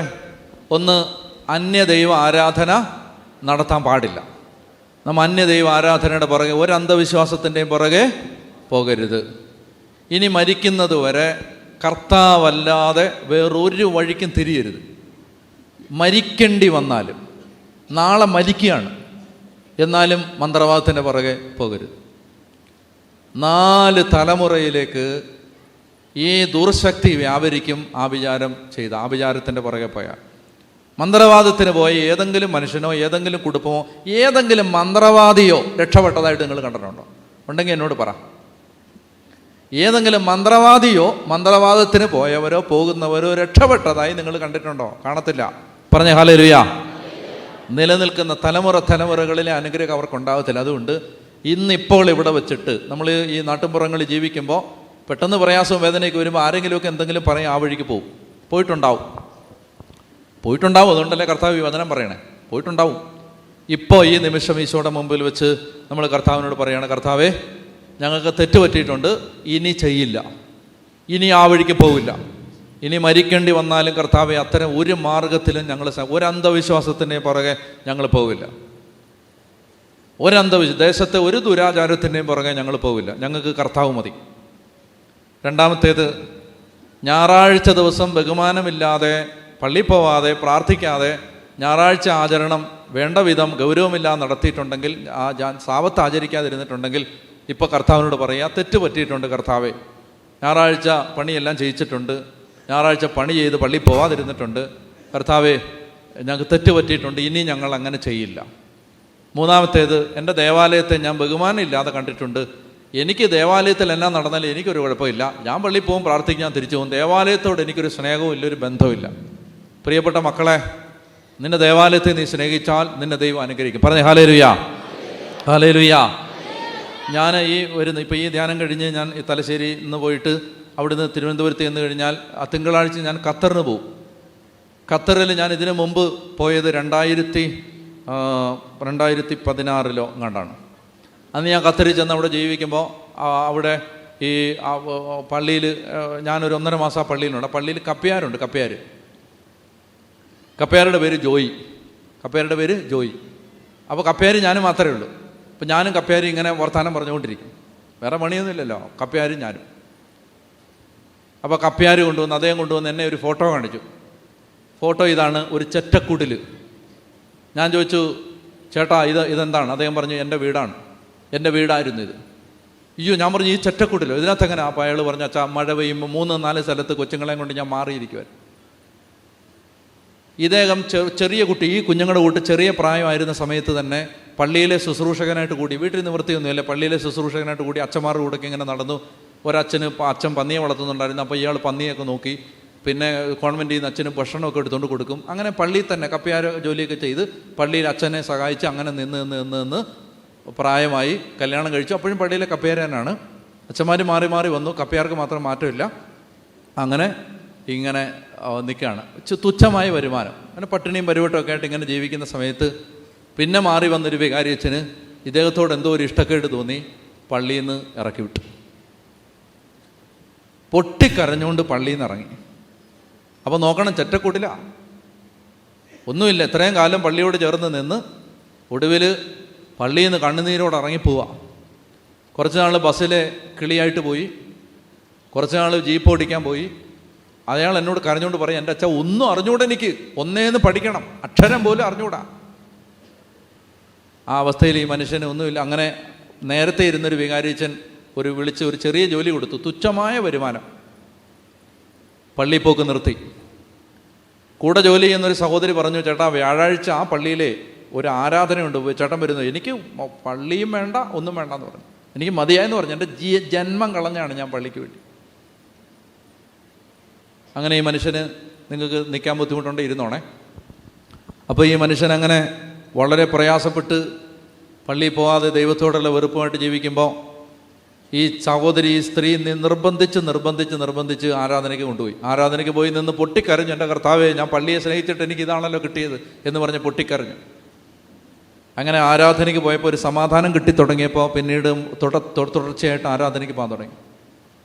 അങ്ങനെ മുന്നോട്ട് പോകുന്ന സമയത്ത് നേരത്തെ ഇരുന്നൊരു വികാരി അച്ഛൻ ഖത്തറിലേക്ക് സ്ഥലം മാറിപ്പോയി. ആ വികാരി അച്ഛൻ പറഞ്ഞു, എടാ നീ ഖത്തറിൽ ഒരു കപ്പ്യാരുടെ വേക്കൻസി ഉണ്ട്, വരുന്നതെന്ന് ചോദിച്ചു. അങ്ങനെ പാസ്പോർട്ടൊക്കെ എടുത്ത് ഖത്തറിലേക്ക് പോയി. അങ്ങനെ ഖത്തറിൽ ജോലി ചെയ്യുന്ന സമയത്താണ് ഞാൻ ഇദ്ദേഹത്തെ കാണുന്നത്. കപ്പ്യാരായിട്ടാണ് ജോലി ചെയ്യുന്നത്. ഇപ്പോൾ ഉണ്ടോയെന്ന് എനിക്ക് അറിഞ്ഞുകൂടാ, ഇപ്പം ചെല്ലുമ്പോൾ അറിയാം ഉണ്ടോ ഇല്ലയോ എന്ന്. അതിനുശേഷം ഈ മനുഷ്യൻ എന്നെ വേറൊരു വീട് കാണിച്ചു, ഒരു വലിയ വീട്. ഞാൻ ചോദിച്ചു, ഇതാരുടെ വീടാണ്? അദ്ദേഹം പറഞ്ഞു, ഇതാണ് ഇപ്പോഴത്തെ എൻ്റെ വീട്. ഞാൻ ഇത് എവിടെയോ ഒരു കൺവെൻഷന് ഈ അനുഭവം പറഞ്ഞു. ഈ മനുഷ്യൻ പറഞ്ഞു, എൻ്റെ അച്ഛാ, ഞാൻ പള്ളിയെ സ്നേഹിച്ചതിനും ബലിപീഠത്തെ സ്നേഹിച്ചതിനും ഞാൻ കപ്പ്യാരുടെ ജോലി ചെയ്തതിനും അച്ഛൻ എന്നെ മറന്നാലും എൻ്റെ ദൈവം എന്നെ മറന്നില്ല. ഹല്ലേലൂയാ, ഹല്ലേലൂയാ. ഞാൻ ഇത് എവിടെയോ ഒരു കൺവെൻഷന് ഇത് പറഞ്ഞു ഇതുപോലെ. അപ്പോൾ അത് യൂട്യൂബിൽ വന്നു. യൂട്യൂബിൽ വന്നപ്പോൾ എന്നെ ഒരാളൊരു കമൻ്റ് എടുത്ത് കാണിച്ചു തന്നു. അച്ഛൻ ഈ പറയുന്ന ജോയിയുടെ മകനാണ് ഞാൻ, ഞങ്ങളുടെ കുടുംബത്തെ കർത്താവ് അനുഗ്രഹിച്ചതാണ്. ഹല്ലേലൂയാ. മകനൊരു കമൻ്റ് എഴുതിയിട്ട് ഹല്ലേലൂയാ. അതായത് എൻ്റെ പ്രിയപ്പെട്ട സഹോദരങ്ങളെ, കണ്ണടച്ചോ. ഈ 3 മേഖലകളിൽ വന്നുപോയ പരാധീനതകളോർത്ത്, ബലഹീനതകളോർത്ത് മാപ്പ് ചോദിച്ചുകൊണ്ട് കരങ്ങൾ ഉയർത്തി സ്തുതിക്കട്ടെ, വിട്ടുകൊടുത്ത് സ്തുതിക്കട്ടെ. ഹല്ലേലൂയാ. യേശുവേ, നന്ദി നന്ദി നന്ദി നന്ദി നന്ദി, ആരാധന. സ്തുതിക്കുന്നു സ്തുതിക്കുന്നു സ്തുതിക്കുന്നു സ്തുതിക്കുന്നു സ്തുതിക്കുന്നു സ്തുതിക്കുന്നു. ലേവ്യരുടെ പുസ്തകം 26-ാം അധ്യായം. ഈ കാര്യങ്ങൾ നിങ്ങൾ പാലിച്ചാൽ ഇനി കർത്താവ് തരുന്ന വാഗ്ദാനമാണ്. നമുക്ക് ഈ ദേശത്ത് നിങ്ങൾ പ്രാർത്ഥിക്കാനായി ഞാൻ ചില വചനങ്ങൾ തരികയാണ്. നിങ്ങൾ നിങ്ങളുടെ ദേശത്ത്, നിങ്ങളുടെ പറമ്പിൽ, മണ്ണിൽ, കൃഷി ചെയ്യുന്ന സ്ഥലത്ത്, വീട്ടിലൊക്കെ പ്രാർത്ഥിക്കാനുള്ള ചില വാഗ്ദാനങ്ങളാണ് ഇനി വരുന്നത്. 4-ാമത്തെ വാക്യം മുതൽ വായിക്കുക. ലേവ്യർ 26:4 മുതൽ വായിക്കാം. ഭൂമി വിളവുകൾ വർദ്ധിപ്പിക്കുകയും വൃക്ഷങ്ങൾ ഫലം നൽകുകയും ചെയ്യും. പറ ആമേൻ. ഇനി വാഗ്ദാനമാണ്, ദേശത്ത് ദൈവം തരാൻ പോകുന്ന വാഗ്ദാനം. ഭൂമി വിളവുകൾ വർദ്ധിപ്പിക്കുകയും വൃക്ഷങ്ങൾ, ചില സഹോദരങ്ങൾ ഈ ദിവസങ്ങളിൽ പങ്കുവച്ചു, അതായത് തൊട്ടപ്പുറത്തെ പറമ്പിൽ 50 ഷീറ്റ് കിട്ടും, ഈ പറമ്പിൽ 5 ഷീറ്റ് കിട്ടും. ഇങ്ങനെയുള്ള അനുഭവം ഉള്ളവരില്ലേ? ഉണ്ടോ? അതായത് മറ്റുള്ള വേറെ ആരെങ്കിലും കൃഷി ചെയ്താൽ ആ പറമ്പിൽ നല്ല വിളവ് കിട്ടും, നമുക്കൊന്നും കിട്ടും. അങ്ങനെയുള്ള ആരെങ്കിലും ഉണ്ടെന്ന് കൈവക്കിക്കേ. ശൈലോട്ട് വിളിക്കാനൊന്നുമില്ല, കൈവക്കി ധൈര്യമായിട്ട് പൊക്കി, കർത്താവിൻ്റെ മുമ്പിലല്ലേ. പറഞ്ഞേ ഹല്ലേലൂയാ. അങ്ങനെയുള്ള അനുഭവമുള്ള ആളുകളുണ്ട്. ദേ, വാഗ്ദാനം പറഞ്ഞോണം. ഈ വചനം വീട്ടിലിരുന്ന് പറയണം. കർത്താവ് തരുന്ന വാഗ്ദാനമാണ്. ഞാൻ ഈ പറഞ്ഞ 3 കാര്യങ്ങൾ ശ്രദ്ധിക്കുക. അന്യദൈവ ആരാധനയ്ക്ക് പോകരുത്, സാബത്ത് വിശുദ്ധമായിട്ട് ആചരിക്കണം, ദേവാലയത്തെ പൂജ്യമായി കരുതണം. ഇതിന് ശേഷം തരുന്ന വാഗ്ദാനമാണ്. ഈ വ്യവസ്ഥകൾ പാലിച്ചാൽ വചനം തരുന്ന വാഗ്ദാനത്തിനൊരു മാറ്റം ഉണ്ടാവില്ല. വചനം പറയുകയാണ്, ഭൂമി വിളവുകൾ വർദ്ധിപ്പിക്കും, വൃക്ഷങ്ങൾ ഫലം നൽകുകയും ചെയ്യും. പറ ആമേൻ. ഭൂമി വിളവുകൾ വർദ്ധിപ്പിക്കുകയും വൃക്ഷങ്ങൾ ഫലം നൽകുകയും ചെയ്യും. ഭൂമി വിളവുകൾ വർദ്ധിപ്പിക്കുകയും വൃക്ഷങ്ങൾ ഫലം നൽകുകയും ചെയ്യും. അടുത്തത് 5-ാമത്തെ വാക്യം വായിക്കുക. നിങ്ങളുടെ കറ്റ മെതിക്കൽ മുന്തിരിപ്പഴം പറിക്കുന്ന കാലം വരെയും. മുന്തിരിപ്പഴം പറിക്കുന്ന കാലം എന്ന് പറഞ്ഞാൽ വർഷത്തിലെ എല്ലാ മാസങ്ങളിലും ആദായം ഉണ്ടാവും. അതാണ് ആ വാക്യത്തിൻ്റെ അർത്ഥം. 12 മാസവും വിളവുണ്ടാവും. Hallelujah, hallelujah. അടുത്തത്, നിങ്ങൾ തൃപ്തിയാവോളം ഭക്ഷിച്ച് നിങ്ങളുടെ ദേശത്ത് സുരക്ഷിതരായി വസിക്കും. പറ ആമേൻ. നിങ്ങൾ തൃപ്തിയാവോളം ഭക്ഷിച്ച് നിങ്ങളുടെ ദേശത്ത് സുരക്ഷിതരായി വസിക്കും. അടുത്തത് വാക്യം 6 വായിക്കുക. ഞാൻ നിങ്ങളുടെ നാട്ടിൽ സമാധാനം സ്ഥാപിക്കും, നിങ്ങൾ സ്വൈരമായി വസിക്കും, ആരും നിങ്ങളെ ഭയപ്പെടുത്തില്ല.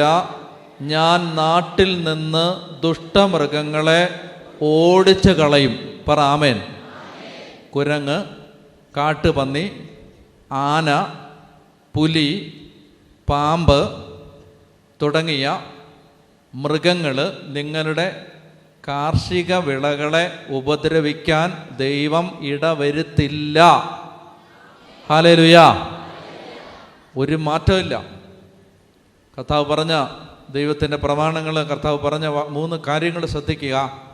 ദൈവം പറയാണ്, നിന്റെ പറമ്പിൽ കയറാൻ ഞാൻ സമ്മതിക്കത്തില്ല. ഹല്ലേലൂയ. പറഞ്ഞേ ഹല്ലേലൂയ.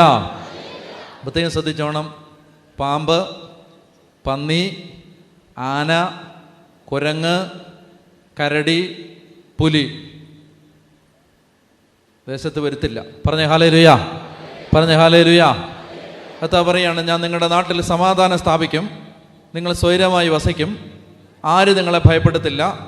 ഞാൻ നാട്ടിൽ നിന്ന് ദുഷ്ടമൃഗങ്ങളെ ഓടിച്ചു കളയും, നിങ്ങളുടെ ദേശത്തുകൂടി വാൾ കടന്നു പോവുകയില്ല. പറഞ്ഞേ ഹല്ലേലൂയ. പറഞ്ഞേ ഹല്ലേലൂയ. പറഞ്ഞേ ഹല്ലേലൂയ. ഇനി സങ്കീർത്തനം 91 വാക്യം 13. സങ്കീർത്തനങ്ങൾ 91 വാക്യം 13.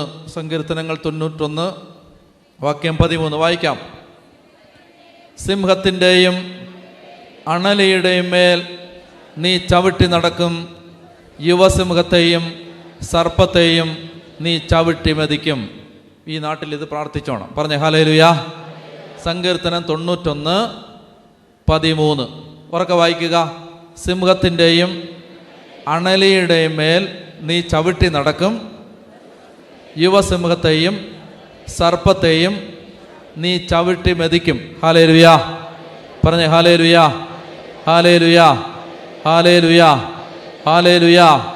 ഹല്ലേലൂയ. ഹല്ലേലൂയ. ഹല്ലേലൂയ. ഒന്നുകൂടെ വായിച്ചോ. സിംഹത്തിൻ്റെയും അണലിയുടെയും മേൽ നീ ചവിട്ടി നടക്കും, യുവസിംഹത്തെയും സർപ്പത്തെയും. ഹല്ലേലൂയ. ഇനി എസെക്കിയേൽ 34 എടുക്കുക. എസെക്കിയേൽ 34. ഈ വചനങ്ങൾ കുറിച്ചെടുക്കണം കേട്ടോ. എസെക്കിയേൽ 34. എസെക്കിയേൽ 34 വായിക്കേണ്ടത് 23 മുതൽ വായിക്കുക. എസെക്കിയേൽ 34:23. എസെക്കിയേൽ 34 23 മുതൽ വായിക്കുക. ഞാൻ അവയ്ക്കൊരു ഇടയനെയും എൻ്റെ ദാസനായ ദാവീദിനെ നിയമിക്കും, അവൻ അവരെ മേയ്ക്കും, അവൻ അവയെ പോറ്റുകയും. വായിക്കുന്നില്ലല്ലോ ഇവിടെ. അവരുടെ ഇടയനായിരിക്കുകയും ചെയ്യും. വായിക്കേ. കർത്താവായ ഞാൻ, വായിച്ചോ. അവരുടെ ദൈവമായിരിക്കും, എൻ്റെ ദാസനായ ദാവീദ് അവരുടെ രാജാവാകും. കർത്താവായ ഞാൻ ഇത് പറഞ്ഞിരിക്കുന്നു. അടുത്തത് ഉച്ചത്തിൽ വായിക്കേ. അവരുമായി ഒരു സമാധാന ഉടമ്പടി ഞാൻ ഉറപ്പിക്കും. അവർക്ക് വിജനപ്രദേശങ്ങളിൽ സുരക്ഷിതരായി വസിക്കാനും വനത്തിൽ കിടന്നുറങ്ങാനും കഴിയുമാറ് വന്യമൃഗങ്ങളെ ദേശത്ത് നിന്ന് ഞാൻ തുരത്തും. ആമേൻ. അവർക്ക് വിജനപ്രദേശങ്ങളിൽ സുരക്ഷിതരായി വസിക്കാനും വനത്തിൽ കിടന്നുറങ്ങാനും കഴിയുമാറ് വന്യമൃഗങ്ങളെ ദേശത്ത് നിന്ന് ഞാൻ തുരത്തും. ഹല്ലേലൂയ. ഹല്ലേലൂയ. ഹല്ലേലൂയ. അവരെയും എൻ്റെ മലയ്ക്ക് ചുറ്റുമുള്ള സ്ഥലങ്ങളെയും ഞാൻ അനുഗ്രഹിക്കും. ഞാൻ യഥാസമയം മഴ പെയ്യ്ക്കും, അത് അനുഗ്രഹ വർഷമായിരിക്കും. വയലിലെ വൃക്ഷങ്ങൾ ഫലം നൽകും, ഭൂമി വിളവ് തരും. അവർ തങ്ങളുടെ ദേശത്ത് സുരക്ഷിതരായിരിക്കും. സുരക്ഷിതരായിരിക്കും.